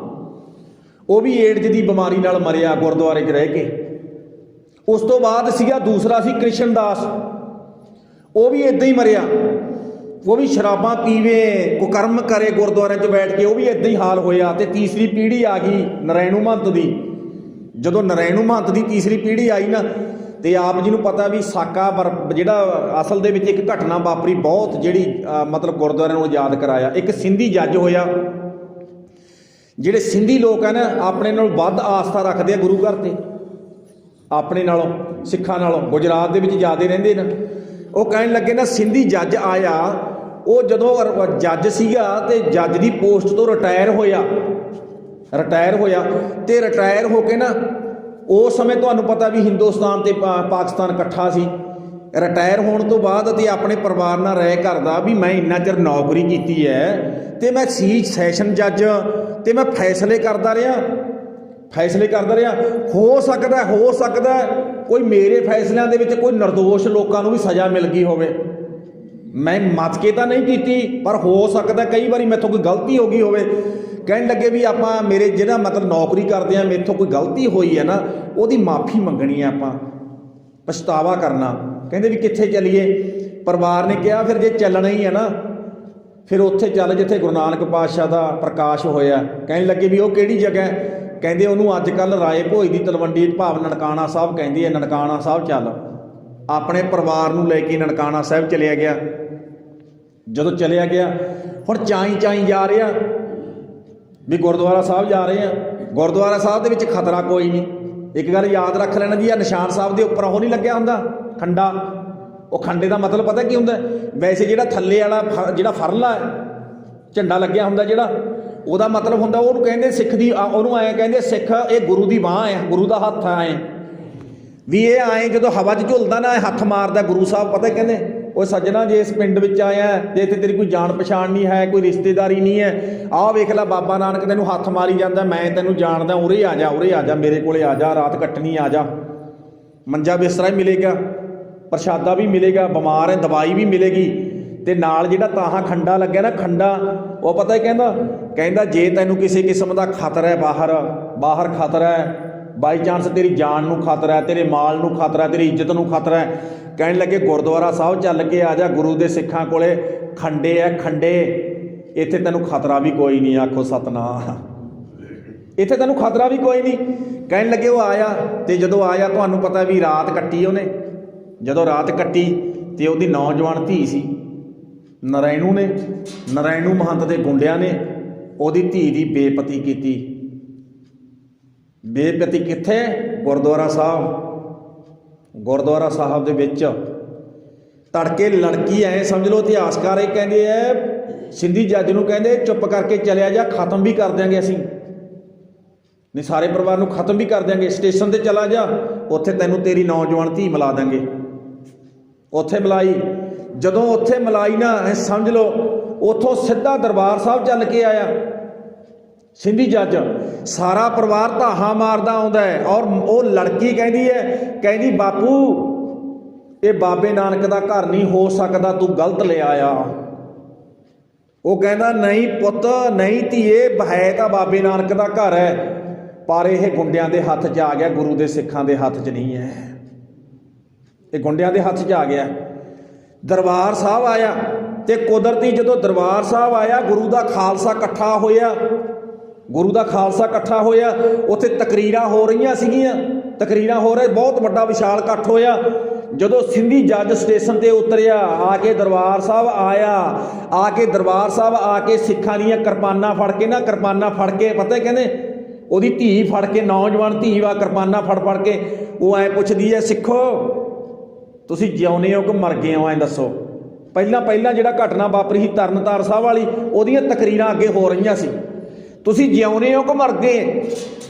ਮੈਨੂੰ ਤਾਂ ਐਂ ਲੱਗਦਾ ਤੁਸੀਂ ਮਰ ਗਏ। ਵੈਸੇ ਮੈਂ ਇੱਕ ਦਿਨ ਕਿਸੇ ਵਿਦਵਾਨ ਨੂੰ ਪੜ੍ਹ ਰਿਹਾ ਸੀ, ਅਤੇ ਮੈਂ ਇੱਕ ਥਾਂ ਸੁਣਾ ਕੇ ਵੀ ਆਇਆ, ਅਤੇ ਉਹ ਕਹਿਣ ਲੱਗਿਆ ਨਾ ਵੀ ਜਿਹੜਾ ਅੱਜ ਗੁਰਦੁਆਰਾ ਸਾਹਿਬ ਦੇ ਵਿੱਚ ਜਣਾ ਖਣਾ ਆ ਕੇ ਕਹਿੰਦਾ ਜੀ ਆ ਵੀ ਗੁਰਦੁਆਰਾ ਸਾਹਿਬ ਕਰਨਾ ਹੈ, ਆ ਵੀ ਐਂ ਕਰਨਾ, ਜਿਹੜੀ ਗੁਰੂ ਦੀ ਮਰਿਆਦਾ ਤੋਂ ਉਲਟ ਹੈ, ਕਹਿਣ ਲੱਗੇ ਵੀ ਅੱਜ ਕਿਉਂ ਹੋਣ ਲੱਗ ਗਿਆ, ਕਿਉਂ ਹੋਣ ਲੱਗ ਗਿਆ। ਮੈਂ ਕਿਹਾ ਵੀ ਗੱਲ ਇਹ ਤਾਂ ਹੋਣ ਲੱਗ ਗਿਆ, ਮੈਨੂੰ ਵੀ ਪੁੱਛਣ ਲੱਗ ਗਏ ਕਿਉਂ ਹੁੰਦਾ ਜੀ। ਮੈਂ ਕਿਹਾ ਇਸ ਕਰਕੇ ਹੋਣ ਲੱਗ ਗਿਆ ਵੀ ਸਾਡੀਆਂ ਕਿਰਪਾਨਾਂ 'ਚ ਜਾਨ ਨਹੀਂ ਰਹੀ, ਨਾ ਤਾਂ ਸਾਡੀ ਜ਼ਬਾਨ 'ਚ ਜਾਨ ਰਹੀ ਹੈ, ਬੋਲਣ ਦਾ ਦਮ ਨਹੀਂ ਰੱਖਦੇ। ਨੰਬਰ 2 ਦੇ ਉੱਤੇ ਸਾਡੀ ਕਿਰਪਾਨ 'ਚ ਦਮ ਨਹੀਂ ਰਿਹਾ। ਮੈਂ ਕਿਹਾ ਜਿਹੜੀ ਅੱਜ ਸਾਡੀ ਕਿਰਪਾਨ ਹੈ ਨਾ, ਉਹ ਇਸ ਤਰ੍ਹਾਂ ਦੀ ਹੋ ਗਈ ਲੱਗਦੀ ਹੈ, ਪਤਾ ਕਿੱਦਾਂ, ਜਿਵੇਂ ਇੱਕ ਫੌਜੀ ਬਾਰਡਰ 'ਤੇ ਖੜਾਇਆ ਹੋਵੇ, ਉਹਦੇ ਮੋਢੇ 'ਚ ਪਾਈ ਹੋਵੇ ਬੰਦੂਕ, ਪਰ ਬੰਦੂਕ 'ਚ ਰੌਂਦ ਨਾ ਹੋਣ, ਬੰਦੂਕ 'ਚ ਰੌਂਦ ਨਾ ਹੋਣ। ਜਦੋਂ ਰੌਂਦ ਨਹੀਂ ਨਾ ਹੈਗੇ, ਕਾਰਤੂਸ ਵਿੱਚ ਨਹੀਂ ਹੈਗੇ, ਤੇ ਦੁਸ਼ਮਣ ਕੋਈ ਨਹੀਂ ਡਰਦਾ ਜੀ, ਟੰਬੇ ਵਾਲਾ ਵੀ ਮਾਰ ਦਿੰਦਾ ਬੰਦੂਕ ਵਾਲੇ ਨੂੰ। ਆਖੋ ਸਤਨਾਮ।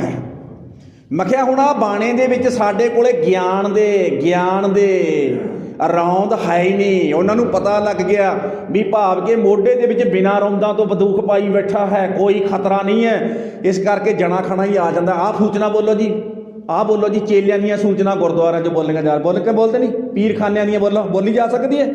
ਜਿੱਥੇ ਤੁਸੀਂ ਆਪ ਦਾ ਕਰਨਾ ਆਪੇ ਉੱਥੇ ਬੋਲੋ, ਉੱਥੇ ਲਾਓ ਜਿਹੜਾ ਕੁਛ ਕਰਨਾ।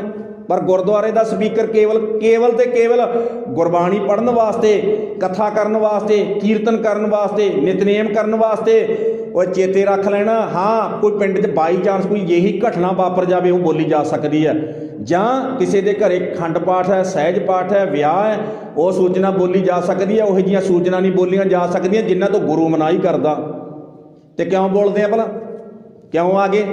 ਤੇ ਇੱਕ ਮੈਂ ਬੇਨਤੀ ਕਰਾਂ ਨਾ, ਆਪਾਂ ਸਾਰੇ ਕਿਉਂਕਿ ਆਪਣੇ 'ਚ ਥੋੜ੍ਹਾ ਜਿਹਾ ਦਮ ਨਹੀਂ ਰਿਹਾ, ਵਰਤ ਨਹੀਂ ਰਹੇ ਆਪਾਂ, ਜੁਰਤ ਨਹੀਂ ਵਰਤ ਰਹੇ ਆਪਾਂ ਸਾਰੇ। ਦੂਜੇ ਦੇ ਪਿੱਛੇ ਮੂੰਹ ਲੁਕਾਉਂਦਾ ਨਾ। ਉਹ ਕਹਿੰਦਾ ਕੌਰ ਸਿੰਘ ਬੋਲੂ, ਉਹ ਕਹਿੰਦਾ ਦੂਜਾ ਬੋਲੂ, ਉਹ ਕਹਿੰਦਾ ਤੀਜਾ ਬੋਲੂ, ਉਹ ਕਹਿੰਦਾ ਚੌਥਾ ਬੋਲੂ। ਮੈਂ ਤੁਹਾਨੂੰ ਐਂ ਪੁੱਛਣਾ ਚਾਹੁੰਦਾ, ਮੈਂ ਉੱਥੇ ਵੀ ਬੇਨਤੀ ਕਰੀ ਸੀ, ਮੈਂ ਕਿਹਾ ਕੋਈ ਗੰਦਗੀ ਦਾ ਟੋਕਰਾ ਭਰ ਕੇ ਤੇ ਸੱਜਣੋ ਤੁਹਾਡੇ ਘਰੇ ਆ ਕੇ ਕਹੇ ਮੈਂ ਤਾਂ ਆਪਦੇ ਘਰ ਦਾ ਗੰਦ ਤੁਹਾਡੇ ਘਰੇ ਸਿੱਟ ਕੇ ਜਾਣਾ, ਸਿਟਾ ਲਓਗੇ ਤੁਸੀਂ? ਕਿਉਂ ਜੀ ਸਿਟਾ ਲਓਗੇ? ਸਿਟਾ ਸਕਦੇ? ਬੋਲੋ, ਨਹੀਂ ਸਿਟਾ ਸਕਦੇ? ਕਿਉਂ ਨਹੀਂ ਸਿਟਾ? ਜੇ ਸਿੱਟ ਗਿਆ ਬਾਈ ਚਾਂਸ ਫੇਰ ਕੀ ਹੋਇਆ? ਪਰਿਵਾਰ ਜਿਉਂਦਾ ਹੀ ਮਰਿਆ। ਆਖੋ ਸਤਨਾਮ। ਉਹ ਮਰਿਆ ਜਾਂ ਟੱਬਰ ਸਾਰਾ, ਜਿਹਦੇ ਘਰੇ ਅਗਲਾ ਗੰਦਗੀ ਦਾ ਟੋਕਰਾ ਭਰ ਕੇ ਘਰੇ ਸਿੱਟ ਗਿਆ, ਉਹ ਤੁਹਾਡੇ ਆਪ ਦਾ ਗੰਦ ਆਪਦੀ ਰੂੜੀ ਤੇ ਸੁੱਟ ਗਿਆ। ਤੇ ਆ ਬਾਬੇ ਨਾਨਕ ਦਾ ਘਰ ਹੈ, ਆਪਾਂ ਕੌਣ ਹੈ ਜੀ? ਉਹਦੇ ਪੁੱਤਰ ਦੀ ਹੈ। ਬੋਲੋ, ਕੌਣ ਹੈ ਆਪਾਂ? ਸਾਰੇ ਕੀ ਹੈ? ਇਹਦੇ ਪੁੱਤਰ ਦੀ ਹੈ ਨਾ। ਤੁਮ ਮਾਤ ਪਿਤਾ ਹਮ ਬਾਰਕ ਤੇਰੇ, ਤੁਮਰੀ ਕਿਰਪਾ ਮੈਂ ਸੂਖ ਨੇੜੇ। ਕਹਿੰਦੇ ਨਾ ਮਹਾਰਾਜ ਅਸੀਂ ਤੇਰੇ ਬੱਚੇ ਹੈ। ਤੇ ਐਸੇ ਬਾਬੇ ਨਾਨਕ ਦੇ ਘਰੇ ਅਗਲਾ ਗੰਦਗੀ ਦਾ ਟੋਕਰਾ ਭਰ ਕੇ ਜਿਹੜਾ ਕੰਮ ਜਿਹਦੀ ਮਰਿਆਦਾ, ਗੁਰੂ ਘਰ ਦੀ ਮਰਿਆਦਾ ਜਿਹਨੂੰ ਇਜਾਜ਼ਤ ਨਹੀਂ ਦਿੰਦੀ, ਤੇ ਅਗਲਾ ਆਖੇ ਮੈਂ ਤਾਂ ਗੁਰਦੁਆਰੇ ਸਿੱਟ ਕੇ ਜਾਣਾ। ਫਿਰ ਇਹਦਾ ਮਤਲਬ ਵੀ ਆਪਾਂ ਸਾਰੇ ਜੇ ਮੂੰਹ ਲੁਕਾਉਣੇ ਆ, ਮੇਰੇ ਤੇ ਲਾ ਲਓ, ਮੈਂ ਐਂ ਸਮਝ ਲਓ ਵੀ ਇਹ ਜਿਉਂਦੀ ਮਰੇ ਹੋਏ ਨੇ। ਆਖੋ ਸਤਨਾਮ। ਕਹਿੰਦੀ ਉਹ ਲੜਕੀ ਕਹਿਣ ਲੱਗੀ ਜਿਉਂਦੇ ਹੋ ਕਿ ਮਰ ਗਏ? ਉਹ ਕਿਰਪਾਨਾਂ ਫੜ ਪੁੱਛਦੀ ਹੈ, ਤੇ ਗੁਰੂ ਦਾ ਖਾਲਸਾ ਪੁੱਛਦਾ ਬੇਟਾ ਐਂ ਤਾਂ ਦੱਸ ਕੀ ਗੱਲ ਕੀ ਹੈ? ਇੱਕ ਇਹੋ ਜਿਹੀ ਦਰਦ ਭਰੀਆਂ ਚੀਕਾਂ ਕਿਉਂ ਮਾਰਦੀਆਂ? ਕੰਨ ਦੱਸ। ਉਹ ਸਿੰਧੀ ਪਰਿਵਾਰ ਨੇ ਸਟੇਜ ਤੇ ਚੜ੍ਹ ਕੇ ਸਾਰਾ ਕੁਝ ਦੱਸਿਆ। ਮੈਂ ਆਪਣੀਆਂ ਧੀ ਨੂੰ ਲੈ ਕੇ, ਆਪਣੇ ਪੁੱਤ ਨੂੰ ਲੈ ਕੇ, ਆਪਣੇ ਘਰਵਾਲੀ ਨੂੰ ਲੈ ਕੇ, ਪਰਿਵਾਰ ਨੂੰ ਲੈ ਕੇ ਮੈਂ ਨਨਕਾਣਾ ਸਾਹਿਬ ਗਿਆ। ਮੈਂ ਸਿੰਧੀ ਜੱਜ ਹਾਂ, ਰਿਟਾਇਰ ਹੋਇਆ। ਤੇ ਨਰੈਣੂ ਮਹੰਤ ਦੇ ਗੁੰਡਿਆਂ ਨੇ ਮੇਰੇ ਨਾਲ ਤੇ ਮੇਰੇ ਪਰਿਵਾਰ ਦੇ ਨਾਲ ਆਹ ਕੰਮ ਕੀਤਾ ਹੈ। ਗੁਰਦੁਆਰਿਆਂ ਦੇ ਵਿੱਚੋਂ ਲੋਕਾਂ ਦੀ ਇੱਜ਼ਤ ਢਕੀ ਤਾਂ ਜਾਂਦੀ ਹੈ। ਅੱਜ ਪਹਿਲੀ ਵਾਰ ਇਹ ਕੰਮ ਹੋਇਆ ਜਿਹਦੀ ਗੁਰਦੁਆਰੇ ਦੇ ਵਿੱਚੋਂ ਇੱਜ਼ਤ ਲੀਰੋ ਲੀਰ ਹੋਈ ਹੈ। ਉਹ ਮੈਂ ਇੱਜ਼ਤ ਲੈ ਕੇ ਵੜਿਆ ਸੀ ਗੁਰਦੁਆਰਾ ਸਾਹਿਬ, ਤੇ ਇੱਜ਼ਤ ਲਹਾ ਕੇ ਆਇਆ। ਜਦੋਂ ਇੱਜ਼ਤ ਲਹਾ ਕੇ ਇਹ ਕੰਮ ਹੋਇਆ ਨਾ ਜੀ, ਤੇ ਐਂ ਸਮਝ ਲਓ ਵੀ ਜਦੋਂ ਉਹ ਤਕਰੀਰਾਂ ਕੀਤੀਆਂ ਤੇ ਮੈਂ ਬੇਨਤੀ ਕਰਦਿਆਂ ਗੁਰੂ ਦੇ ਸਿੱਖਾਂ ਦੇ ਅੱਖਾਂ 'ਚੋਂ ਖੂਨ ਉਤਰਿਆ ਆ, ਡੌਲੇ ਫੜ ਕੇ ਅਰਦਾਸ ਕੀਤੀ। ਤੇ ਤਿੰਨ ਨੇ ਜੀ, ਲਛਮਣ ਸਿੰਘ ਧਾਰੋਵਾਲੀ, ਕਰਤਾਰ ਸਿੰਘ ਝੱਬਰ ਤੇ ਭਾਈ ਮੰਗਲ ਸਿੰਘ। ਉਹਨਾਂ ਨੇ ਪਹਿਲਾਂ ਨਾ ਬਣਾਇਆ ਹੋਇਆ ਸੀ, ਉਹਨਾਂ ਨੂੰ ਥੋੜਾ ਪਤਾ ਸੀ ਵੀ ਉੱਥੇ ਸ਼ਰਾਬ ਪੀਂਦੇ ਆ ਗੁਰਦੁਆਰੇ 'ਚ ਰਹਿਣ ਵਾਲੇ। ਪਹਿਲਾਂ ਤਾਂ ਇੰਨਾ ਕੀ ਪਤਾ ਸੀਗਾ ਵੀ ਸ਼ਰਾਬ ਪੀਂਦੇ ਆ, ਬਾਅਦ ਵਿੱਚ ਪਤਾ ਲੱਗਿਆ ਵੀ ਇਹੋ ਜਿਹਾ ਕੁਛ ਵੀ ਹੁੰਦਾ।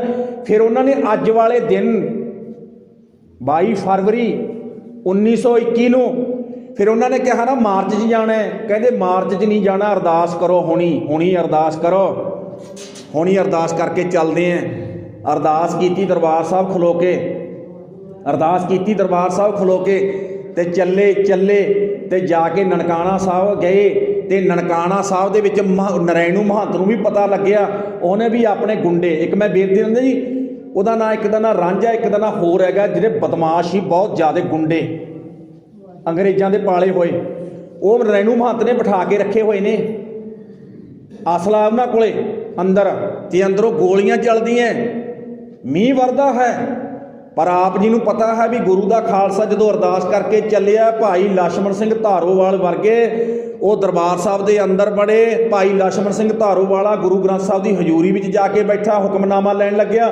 ਹੁਕਮਨਾਮੇ ਲੈਂਦੇ ਦੇ ਗੋਲੀ ਮਾਰੀ ਹੈ, ਜਿਉਂਦੇ ਨੂੰ ਘੜੀਸ ਕੇ ਜੰਡ ਨਾਲ ਬੰਨਿਆ, ਲੱਤਾਂ ਤਾਹਾਂ ਬੰਨੀਆਂ, ਸਿਰ ਥੱਲੇ ਕੀਤਾ ਤੇ ਐ ਸਮਝ ਲਓ ਵੀ ਕੇਸਾਂ ਵਾਲੇ ਪਾਸਿਓਂ ਅੱਗ ਲਾ ਕੇ ਤੇ ਜਿਉਂਦਾ ਸਾੜਿਆ, ਜਿਉਂਦਾ ਸਾੜਿਆ। ਉਹਦਾ ਨਾਲ ਪੁੱਤ ਸੀ, ਪੁੱਤ ਵੀ ਸ਼ਹੀਦ ਕੀਤਾ, ਉਹਦਾ ਨਾਲ ਪੁੱਤ ਸੀ, ਪੁੱਤ ਵੀ ਸ਼ਹੀਦ ਕੀਤਾ। ਤੇ ਸਤਿਗੁਰੂ ਸੱਚੇ ਪਾਤਸ਼ਾਹ ਜੀ ਦਾ ਜਿਹੜਾ ਦਰਬਾਰ ਸੀ ਨਾ, ਐ ਸਮਝ ਲਓ ਉਸ ਦਰਬਾਰ ਨੂੰ ਜਿਹੜੇ ਨਰੈਣੂ ਮਹੰਤ ਨੇ ਆਪਣੇ ਕੁਕਰਮਾਂ ਦੇ ਨਾਲ ਦਾਗੀ ਕੀਤਾ। ਗੁਰੂ ਦੇ ਖਾਲਸੇ ਨੂੰ 150 ਸਿੰਘ ਸ਼ਹੀਦ ਹੋਇਆ ਜੀ, ਪੂਰਾ 150 ਸਿੰਘ ਸ਼ਹੀਦ ਹੋਇਆ ਨਾ। ਐ ਸਮਝ ਲਓ ਵੀ ਨਰੈਣੂ ਮਹੰਤ ਦੇ ਲੱਗੇ ਹੋਏ ਕੁਕਰਮਾਂ ਦੇ ਦਾਗ ਗੁਰੂ ਦੇ ਖਾਲਸੇ ਨੂੰ ਆਪਣਾ ਖੂਨ ਡੋਲ ਕੇ ਫੇਰ ਧੋਣੇ ਪਏ। ਆਖੋ ਸਤਨਾਮ। ਉਸ ਤੋਂ ਬਾਅਦ ਕੀ ਹੋਇਆ? ਤੁਹਾਨੂੰ ਪਤਾ ਵੀ 1921 ਦੇ ਵਿੱਚ 1920 ਦੇ ਵਿੱਚ ਸ਼੍ਰੋਮਣੀ ਕਮੇਟੀ ਬਣਦੀ ਆ। ਸ਼੍ਰੋਮਣੀ ਕਮੇਟੀ ਬਣਨ ਤੋਂ ਬਾਅਦ ਇੱਕ ਸ਼੍ਰੋਮਣੀ ਅਕਾਲੀ ਦਲ ਬਣਦਾ ਹੈ। ਫਿਰ ਸਾਰਾ ਗੁਰੂ ਦਾ ਖਾਲਸਾ ਇਕੱਠਾ ਹੋਇਆ, ਤਰਨ ਤਾਰਨ ਵੀ ਯਾਦ ਕਰਵਾ ਲਿਆ, ਫਿਰ ਨਨਕਾਣਾ ਸਾਹਿਬ ਵੀ ਯਾਦ ਕਰਾ ਲਿਆ। ਨਰੈਣੂ ਮਹੰਤ ਛੱਡ ਕੇ ਭੱਜ ਗਿਆ ਸੀਗਾ ਜੀ, ਮੈਂ ਬੇਨਤੀ ਕਰਦਿਆਂ ਹਾਂ। ਉਹ ਸਮਝ ਲਓ ਪ੍ਰਬੰਧ ਗੁਰੂ ਦੇ ਸਿੱਖਾਂ ਦੇ ਹੱਥ 'ਚ ਆਇਆ। ਉਸ ਤੋਂ ਬਾਅਦ ਫਿਰ ਗੁਰੂ ਦੇ ਖਾਲਸੇ ਨੇ ਆ ਕੇ ਪਤਾ ਕੀ ਕੀਤਾ? 2 ਕੰਮ ਬੜੇ ਅਹਿਮ ਕੀਤੇ, 2 ਕੰਮ। ਇੱਕ ਇਹਦਾ ਸ਼੍ਰੋਮਣੀ ਕਮੇਟੀ ਬਣਾਈ, ਦੂਜਾ ਉਹ ਕਹਿਣ ਲੱਗੇ ਵੀ ਹਰ ਗੁਰਦੁਆਰੇ ਦੀ ਮਰਿਆਦਾ ਇੱਕ ਹੋਣੀ ਚਾਹੀਦੀ ਹੈ। ਅਕਾਲ ਤਖਤ ਤੋਂ ਮਰਿਆਦਾ ਬਣਾ ਕੇ ਕੱਲੇ ਗੁਰਦੁਆਰੇ 'ਚ ਪਹੁੰਚਾਓ, ਤੇ ਹਰ ਗੁਰਦੁਆਰੇ ਦੀ ਮਰਿਆਦਾ ਅਕਾਲ ਤਖਤ ਦੇ ਮੁਤਾਬਕ ਹੋਣੀ ਚਾਹੀਦੀ ਹੈ। 14 ਸਾਲ ਲੱਗੇ ਜੀ, 14 ਸਾਲ ਲੱਗੇ। ਉਹ ਕਿਹੜਾ ਵਿਦਵਾਨ ਹੈ ਜਿਹੜਾ ਉਹਦੇ ਵਿੱਚ ਸ਼ਾਮਲ ਨਹੀਂ ਹੋਇਆ? 14 ਸਾਲ ਲਾ ਕੇ ਮਰਿਆਦਾ ਬਣਾਈ, ਉਹ ਮਰਿਆਦਾ ਦੇ ਖਰੜੇ ਤਿਆਰ ਕੀਤੇ, ਖਰੜੇ ਤਿਆਰ ਕਰਕੇ ਗੁਰਦੁਆਰਿਆਂ ਦੇ ਵਿੱਚ ਭੇਜੇ ਗਏ। ਐਂ ਸਮਝ ਲਓ ਵੀ ਤੁਸੀਂ ਵੀ ਗੁਰੂ ਘਰ ਦੀ ਮਰਿਆਦਾ ਇੱਕ ਹੋਵੇ, ਮਰਿਆਦਾ ਦੇ ਨਾਂ 'ਤੇ ਲੜਾਈਆਂ ਨਾ ਹੋਣ ਸਿੱਖਾਂ ਦੀਆਂ। ਤੇ ਅੱਜ ਤੁਸੀਂ ਵੇਖ ਲਿਓ, ਇਸ ਗੁਰਦੁਆਰੇ ਦੀ ਮਰਿਆਦਾ ਹੋਰ ਹੈ, ਦੂਸਰੇ ਗੁਰਦੁਆਰੇ ਦੀ ਮਰਿਆਦਾ ਬੋਲੋ ਜੀ। ਉੱਥੇ ਵਗੈਰਾ ਕੋਈ ਰੋਟੀਆਂ ਦੇ ਭੋਗ ਲਵਾਈ ਜਾਂਦਾ। ਗੁਰੂ ਗ੍ਰੰਥ ਸਾਹਿਬ ਨੂੰ ਰੋਟੀਆਂ ਦੇ ਭੋਗ ਲੱਗ ਸਕਦੇ ਆ? ਉਹਦੇ 'ਚ ਲਿਖਿਆ ਨਹੀਂ ਲੱਗਦੇ। ਉਹਦੇ ਵਿੱਚ ਲਿਖਿਆ ਜਿਹੜੀ ਆਪਾਂ ਦੇਗ ਬਣਾਉਂਦੇ ਹਾਂ ਨਾ, ਦੇਗ ਦੇ ਵਿੱਚ ਵੀ ਅਰਦਾਸ ਦੇ ਵਿੱਚ ਐਂ ਨਹੀਂ ਕਿਹਾ ਜਾ ਸਕਦਾ ਵੀ ਕਰੀ ਪਾਕਸਾਲ ਸੋਚ ਪਵਿੱਤਰਾ ਹੁਣ ਲਾਵੋ ਭੋਗ ਹਰ ਰਾਏ। ਭੋਗ ਨਹੀਂ ਲਾਉਂਦਾ ਗੁਰੂ। ਭੋਗੰਗ ਮੈਨੇ ਤਾਂ ਰੋਗੰਗ ਹੁੰਦਾ, ਨਾਲ ਬਾਣੀ 'ਚ ਲਿਖਿਆ। ਭੋਗ ਦਾ ਅਰਥ ਕੀ ਹੁੰਦਾ? ਖਾਣਾ। ਤੇ ਜਿਹੜਾ ਜੋ ਆਪਾਂ ਖਾਂਦੇ ਆ, ਖਾਣ ਦੇ ਨਾਲ ਕੀ ਲੱਗਦਾ? ਬਿਮਾਰੀਆਂ। ਇਸੇ ਕਰਕੇ ਨਾ ਸਾਡਾ ਗੁਰੂ ਹੈ ਸ਼ਬਦ, ਸਾਡਾ ਗੁਰੂ ਨਹੀਂ ਖਾਂਦਾ, ਸਾਡਾ ਗੁਰੂ ਪ੍ਰਵਾਨਗੀ ਦਿੰਦਾ। ਪ੍ਰਵਾਨਗੀ ਇਸ ਕਰਕੇ ਕਿਹਾ ਜਾਂਦਾ ਆਪ ਜੀ ਦੇ ਦਰ 'ਤੇ ਪ੍ਰਵਾਨ ਹੋਵੇ। ਛਕਣਾ ਤਾਂ ਸੰਗਤ ਨੇ ਹੁੰਦਾ, ਛਕਣਾ। ਤੇ ਮੈਂ ਬੇਨਤੀ ਕਰਾਂ ਜੀ, ਤੇ ਤੁਸੀਂ ਵੇਖੋ ਵੀ ਨਨਕਾਣਾ ਸਾਹਿਬ ਦਾ ਸਾਕਾ ਵਾਪਰਿਆ, 150 ਸਿੰਘ ਸ਼ਹੀਦ ਹੋਇਆ, 150 ਸਿੰਘ ਸ਼ਹੀਦ ਹੋਇਆ। ਨਰੈਣੂ ਮਹੰਤ ਤੋਂ ਗੁਰਦੁਆਰਾ ਆਜ਼ਾਦ ਕਰਾਇਆ। ਕਿੰਨਾ ਚਿਰ ਹੋ ਗਿਆ ਜੀ? 100 ਸਾਲ ਹੋ ਗਿਆ ਪੂਰਾ। ਤੇ ਅੱਜ ਹੁਣ ਨਰੈਣੂ ਮਹੰਤ ਹੈ ਹੀ ਨਹੀਂ। ਹੁਣ ਤਾਂ ਉਦੋਂ ਵੀ ਵੱਡੇ ਨਰੈਣੂ ਮਹੰਤ ਬਣ ਗਏ। ਆਖੋ ਸਤਨਾਮ। ਪਤਾ ਕੀ ਹੋ ਗਏ ਹੁਣ ਵਾਲੇ ਨਰੈਣੂ ਮਹੰਤਾਂ ਨੇ? ਕੀ ਕਰਤਾ? 328 ਸਰੂਪ ਗੁਰੂ ਗ੍ਰੰਥ ਸਾਹਿਬ ਦੇ ਚੋਰੀ ਕਰਾਤੇ। ਕਿੱਥੋਂ ਕਰਾਤੇ? ਦਰਬਾਰ ਸਾਹਿਬ ਦੇ ਵਿੱਚੋਂ, ਉੱਥੋਂ ਕਰਾਤੇ। ਉਹ ਕਦੋਂ ਕੱਢਣੇ ਅਗਲਿਆਂ ਨੇ? ਉਹ ਅਗਲਿਆਂ ਨੇ ਲੁਕੋ ਕੇ ਰੱਖੇ ਨੇ। 50 ਸਾਲਾਂ ਤੋਂ ਬਾਅਦ ਕੱਢਣਗੇ, 50 ਸਾਲਾਂ ਤੋਂ ਬਾਅਦ ਕੱਢਣਗੇ। ਉਹਨਾਂ ਵਿੱਚ ਪਤਾ ਕੀ ਲਿਖਿਆ ਹੋਊ? ਉਹਨਾਂ ਵਿੱਚ ਤੁਸੀਂ ਦੇਖਦੇ ਜਾਇਓ। ਅੱਜ 10ਮ ਗ੍ਰੰਥ, ਜੇ ਮੈਨੂੰ ਕੋਈ ਪੁੱਛੇ ਤੂੰ 10ਮ ਗ੍ਰੰਥ ਨੂੰ ਮੰਨਦਾ? ਜੇ ਮੈਂ ਕਹਿੰਦਾ ਵੀ ਹਾਂ ਮੈਂ ਮੰਨਦਾ, ਫਿਰ ਤਾਂ ਜਿਹੜੇ 10ਮ ਗ੍ਰੰਥ ਨੂੰ ਨਹੀਂ ਮੰਨਦੇ ਉਹ ਮੈਨੂੰ ਕਹਿੰਦੇ ਤੂੰ ਕਿੱਧਰੋਂ ਗਿਆਨੀ ਆ ਗਿਆ, ਤੂੰ ਤਾਂ 10ਮ ਗ੍ਰੰਥ ਨੂੰ ਮੰਨਦਾ। ਜੇ ਮੈਂ ਕਹਾਂ ਮੈਂ ਤਾਂ ਮੰਨਦਾ ਨਹੀਂ, ਫਿਰ ਦੂਜੇ ਸਿਰ ਪਾੜਨ ਨੂੰ ਤਿਆਰ ਹੋ ਕੇ ਤੂੰ 10ਮ ਗ੍ਰੰਥ ਨੂੰ ਕਿਉਂ ਨਹੀਂ ਮੰਨਦਾ? ਉਹੀ ਗੱਲ ਗੁਰੂ ਗ੍ਰੰਥ ਸਾਹਿਬ ਦੀ ਹੋਇਆ ਕਰੂਗੀ। ਪਤਾ ਕੀ ਹੋਇਆ ਕਰੂ? ਇੱਕ ਪਿੰਡ ਦੇ ਵਿੱਚ 2 ਗੁਰਦੁਆਰੇ, ਇੱਕ ਗੁਰੂ ਘਰ ਦੇ ਵਿੱਚ ਇਹ ਗੁਰੂ ਸਾਹਿਬ ਪ੍ਰਕਾਸ਼ ਨੇ, ਤੇ ਦੂਜੇ ਗੁਰਦੁਆਰੇ ਦੇ ਵਿੱਚ ਜਿਹੜੇ ਅੱਜ ਵਾਲੇ ਨਰੈਣੂ ਮਹੰਤਾਂ ਨੇ ਚੋਰੀ ਕਰਾਏ ਆ ਉਹ ਮਹਾਰਾਜ ਪ੍ਰਕਾਸ਼ ਹੋ ਗਿਆ। ਉਹਦੇ ਵਿੱਚ ਉਸ ਅੰਗ ਦੇ ਉੱਤੇ ਕੁਛ ਹੋਰ ਲਿਖਿਆ ਹੋਊ, ਆਪਣੀ ਮਰਜ਼ੀ ਦੇ ਸ਼ਬਦ ਪਾਏ ਹੋਏ ਹੋਣਗੇ। ਐਂ ਗੱਲ ਚੇਤੇ ਰੱਖਿਓ, ਪਤਾ ਨਹੀਂ ਕੀ ਕੁਛ ਨਿਕਲਣਾ। फिर दूजे की गुरुद्वारे की लड़ाई होया करूगा, वो आख्या करूगा साडे वाला गुरु साहब सही है, वो आख्या करूगा साडे वाला। मेरे वर्गा कथा करन जाया करूगा ना, उत्थे सरोपे नहीं मिलने करने, डांगा मिलिया करनियां। वो क्या करनगे, साडे महाराज के सरूप तो इन्नी अंग तो आह शब्द की कथा करके सुनाओ, आह शब्द की कथा सुनाओ। उधरों क्या करनगे, ऐदी सुनाओ, ऐदी सुनाओ। अज तिकर तुसीं इतिहास पढ़ के वेख लो, एक गल चेते रख लेना, अबदाली आया, उन्हें गुरु ग्रंथ साहब का सरूप चक के पासे कर दिता, पर उन्हें गुरु ग्रंथ साहब की बाणी 'च हेर फेर नहीं की। उन्हें ये नहीं करिया भी महाराज का भी बेअदबी नहीं की, भी उन्हें पाड़ के खिलारता हो, इदा कराया हो, बेअदबी की हो, जां उन्हें कुछ रला पाता हो, बिल्कुल नहीं। मस्से रंगड़ ने भावें उत्थे बेसबामा नचाइयां, शराबां दे दौर चलाए, उन्हें गुरु ग्रंथ साहब का सरूप चक के कोठा साहब भेज दिता। उन्हें भी नहीं ये काम किया जिहड़ा काम उन्हां दुश्मनां ने किया। अज हाले नरैणू महंत कहण लगे फिर वो कसना असीं कढ देंगे, आखो सतनाम। वो कहन लगे कोई गल नहीं, तुहाडे गुरु ग्रंथ साहब के नाम से झगड़े होया करनगे, लड़ाइयां होया करनगियां। ये अज जी 100 साल हो गया साका ननकाणा साहब, तो अज उन्हां शहीदां भाई लक्ष्मण सिंह धारोवालीआ, भाई करतार सिंह झब्बर, भाई मंगल सिंह। तो एक मैं एक बेनती होर करना जी, वैसे एक गल याद रख लेना, इत्थे एक पिंड है अंमृतसर के लागे बकाला। उस पिंड दे विच ना एक माता दे 2 पुत्त सी, 2 पुत्त। मैं वो घटना पढ़ के हैरान हो गया। कहने लगे घर दे विच गरीबी बहुत ज़्यादा सी, ते माँ दोने बच्चों नूं पढ़ा नहीं सकती सी। एक पुत्त नूं ना वो अनाथ आश्रम छड्डिया जी, उन्होंने कहंदी जी इत्थे ना तां तुसीं बच्चे की पढ़ाई कर दिओ, करा दिओ, ते नाले नूं पाल लो, मैं दोने बच्चे पाल नहीं सकती। अनाथ आश्रम दे विच चिट्ठी आई सी, चिट्ठी कहता कि सिखो तुहानूं ननकाणा साहब बाजा मारदा है, ननकाणा साहब। तो चिट्ठी पढ़ाई पता की तो उस बच्चे तो पढ़ाई, बच्चे तो पढ़ाई। वो बच्चा कहने लगे जी चिट्ठी 'च लिखिया है भी ननकाणा साहब गुरु दे सिखो तुहानूं आवाज़ां मारदा है, गुरु दे सिखां नूं उडीकदा है।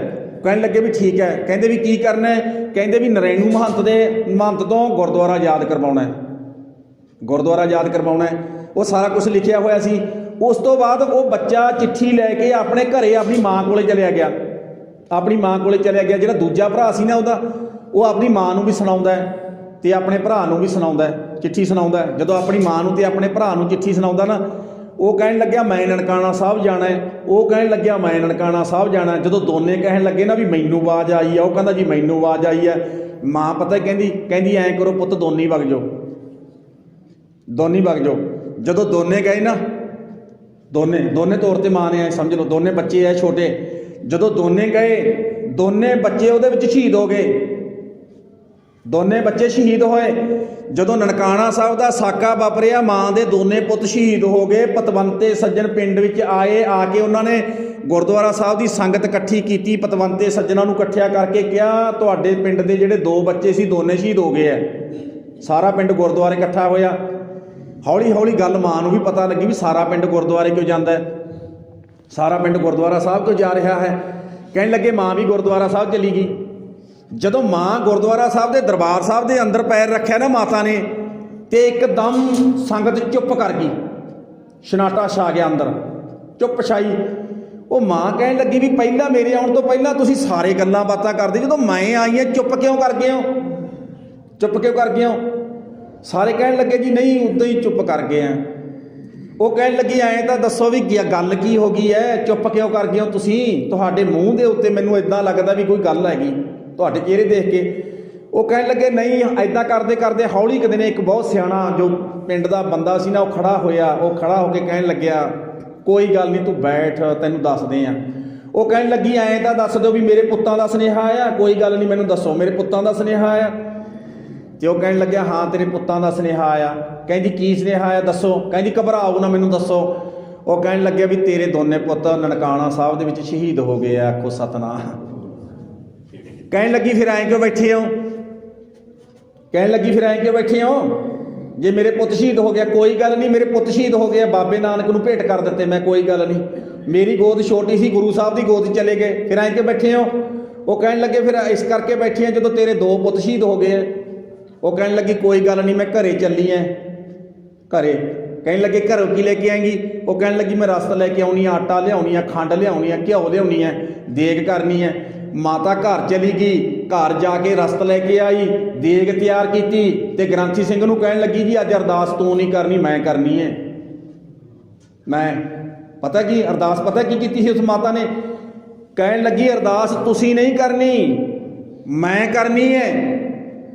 मैं कहण लगे गुरु ग्रंथ साहब के अगे खलो के उस माता ने अरदास की, पता की कीती, उन्हें ऐ नहीं कहा भी मेरे पुत शहीद हो गया तू अपने चरणों च निवास बख्शी, ना बिल्कुल नहीं। पता की अरदास दे बोल, वो कहती सच्चे पातशाह मेरे पुत दा तेरे चरणों के चले गए, ये कोई शक नहीं, जदों गुरुद्वारे की सेवा वास्ते कुर्बानी दे दी है, पर मैं अरदास करदी हाँ। अरदास देखो जी गल चेते रख लेना, सारिਆਂ ਨੂੰ पल्ले गंढ बन लेनी चाहिए है भी ये सिक्खी इत्थों तक किवें आई है, किवें आई है। उस माँ ने खलो के अरदास की, पता कहती ऐ गुरु ग्रंथ साहब सच्चे पातशाह जी, ऐ गुरु नानक पातशाह, ऐ धन गुरु गोबिंद सिंह पिता महाराज, तेरे सिख घराने दे विचों वो बीबियां खत्म ना होण जिहड़ियां बीबियां शहीदां नूं जन्म दिंदियां। आखो सतनाम। कहनियां बीबियां खत्म ना होण किहड़ियां? ਜਿਹੜੀਆਂ ਬੀਬੀਆਂ ਸ਼ਹੀਦਾਂ ਨੂੰ ਜਨਮ ਦਿੰਦੀਆਂ ਨੇ, ਜਿਨ੍ਹਾਂ ਦੇ ਪੁੱਤ ਗੁਰਦੁਆਰਿਆਂ ਦੀ ਰਾਖੀ ਵਾਸਤੇ ਆਪਣਾ ਤਨ ਮਨ ਧਨ ਸਭ ਸੌਂਪ ਗੁਰ ਕੋ ਹੁਕਮ ਮੰਨਿਆ ਪਾਈਐ। ਕਹਿਣ ਲੱਗੀਆਂ ਸੱਚੇ ਪਾਤਸ਼ਾਹ ਜੇ ਤੇਰੇ ਘਰ ਦੇ ਵਿਹੜੇ ਵਿੱਚ ਉਹ ਮਾਤਾਵਾਂ ਹੋਣਗੀਆਂ, ਉਹ ਬੀਬੀਆਂ ਹੋਣਗੀਆਂ ਜਿਹੜੀਆਂ ਇਹੋ ਜਿਹੇ ਮਹਾਨ ਸ਼ਹੀਦਾਂ ਨੂੰ ਜਨਮ ਦਿੰਦੀਆਂ, ਤਾਂ ਸ਼ਹੀਦਾਂ ਨੇ ਜਨਮ ਲੈਣਾ ਹੈ, ਤਾਂ ਰੱਬ ਦੇ ਪਿਆਰੇ ਨੇ ਜਨਮ ਲੈਣਾ ਹੈ। ਮਹਾਰਾਜ ਮੇਰੀ ਇੱਕੋ ਹੀ ਅਰਦਾਸ ਹੈ, ਐ ਬਾਬਾ ਨਾਨਕ ਤੇਰੇ ਘਰ ਦੇ ਵਿੱਚੋਂ ਬੀਬੀਆਂ ਦਾ ਭੋਗ ਨਾ ਪਵੇ, ਜਿਹੜੀਆਂ ਬੀਬੀਆਂ ਰੱਬ ਦੇ ਪਿਆਰਿਆਂ ਨੂੰ ਤੇ ਸ਼ਹੀਦਾਂ ਨੂੰ ਜਨਮ ਦਿੰਦੀਆਂ। ਆਖੋ ਸਤਨਾਮ। ਦੇਖੋ ਜੀ ਇੱਕ ਬੀਬੀ ਨੇ ਅਰਦਾਸ ਕੀਤੀ ਹੋਈ ਹੈ। ਸਾਕਾ ਨਨਕਾਣਾ ਸਾਹਿਬ ਵਰਤਣ ਤੋਂ ਉਪਰੰਤ ਇਹ ਬਹੁਤ ਘੱਟ ਵਿਦਵਾਨਾਂ ਨੇ ਤੁਹਾਨੂੰ ਇਹ ਸੁਣਾਈ ਹੈ ਘਟਨਾ। ਮੈਂ ਬੇਨਤੀ ਕਰਦਿਆਂ ਤੇ ਸਤਿਗੁਰੂ ਸੱਚੇ ਪਾਤਸ਼ਾਹ ਜੀ ਕਿਰਪਾ ਕਰਨ, ਸਾਡੇ ਪਰਿਵਾਰਾਂ ਨੂੰ ਗੁਰਸਿੱਖੀ ਜੀਵਨ ਦਾਨ ਬਖਸ਼ੇ ਕਰਨ, ਬਾਣੀ ਬਾਣੇ ਦੀ ਦਾਤ ਬਖਸ਼ੇ ਕਰਨ। ਆਪਾਂ ਤਾਂ ਇੰਨਾ ਕੀ ਕਰ ਲਈਏ ਵੀ ਆਪਣੇ ਬੱਚਿਆਂ ਨੂੰ ਗੁਰਬਾਣੀ ਪੜ੍ਹਾ ਲਈਏ, ਆਪਣੇ ਬੱਚਿਆਂ ਨੂੰ ਆਪਣੇ ਗੁਰੂ ਘਰ ਦਾ ਇਤਿਹਾਸ ਤੇ ਬਾਕੀ ਸਿਰੇ ਗੁਰੂ ਘਰ ਦੀ ਰਾਖੀ ਕਰਨ ਵਾਸਤੇ ਆਪਾਂ ਬੋਲੀਏ, ਕਿਉਂ ਜੀ? ਤੇ ਨਹੀਂ ਤਾਂ ਫਿਰ ਦੁਬਾਰੇ ਕੀ ਹੋਏਗਾ? ਪਹਿਲਾਂ ਜਿਵੇਂ ਫਰਜ਼ ਕਰੋ ਅੱਜ ਇੱਕ ਨਿੱਕਾ ਜਿਹਾ ਢੇਰੀ ਲੱਗੀ ਹੈ ਗੰਦ ਦੀ, ਉਹਨੂੰ ਚੁੱਕ ਕੇ ਪਰਾਂ ਛੱਡ ਦਿਓ, ਤੇ ਜਦੋਂ ਵੱਡੀ ਢੇਰੀ ਲੱਗੀ ਫਿਰ ਕੀ ਕਰਨਾ ਪਊ? ਪਹਿਲਾਂ JCB ਮੰਗਾਉਣੀ ਪਊ, ਫਿਰ ਤਾਂ JCB ਮੰਗਾਉਣੀ ਪਊ। ਵੀ ਬਸ ਗੁਰੂ ਘਰ ਦੀ ਸਿਧਾਂਤ ਹੈ, ਜਿਹੜਾ ਗੁਰੂ ਘਰ ਦੀ ਮਰਿਆਦਾ ਹੈ ਉਹ ਪਵਿੱਤਰ ਮਰਿਆਦਾ ਹੈ। ਇੱਥੇ ਬਾਬੇ ਨਾਨਕ ਦੀ ਚੱਲਦੀ ਹੈ, ਕਿਸੇ ਦੀ ਹੋਰ ਦੀ ਨਹੀਂ ਚੱਲਦੀ। ਕਿਉਂ ਜੀ? ਕਿ ਚੱਲਦੀ ਹੈ? ਬੋਲੋ। ਗੁਰੂ ਦੀ ਚੱਲਦੀ ਹੈ ਨਾ, ਮਰਿਆਦਾ ਵੀ ਗੁਰੂ ਦੀ ਚੱਲੂ। ਜਦੋਂ ਆਪਣੇ ਘਰੇ ਅਖੰਡ ਪਾਠ ਸਾਹਿਬ ਪ੍ਰਕਾਸ਼ ਹੈ ਜਾਂ ਸਹਿਜ ਪਾਠ ਪ੍ਰਕਾਸ਼ ਹੈ, ਮਰਿਆਦਾ ਗੁਰੂ ਦੀ ਚੱਲਣੀ ਚਾਹੀਦੀ ਹੈ, ਕਿਸੇ ਹੋਰ ਦੀ? ਬੋਲੋ। ਗੁਰੂ ਦੀ, ਹੈ ਨਾ। ਸਿਆਣੇ ਬੈਠੇ ਹੋ, ਇੰਨਾ ਕੁ ਤਾਂ ਪਤਾ ਤੁਹਾਨੂੰ ਵੀ ਗੁਰੂ ਦੀ ਮਰਿਆਦਾ।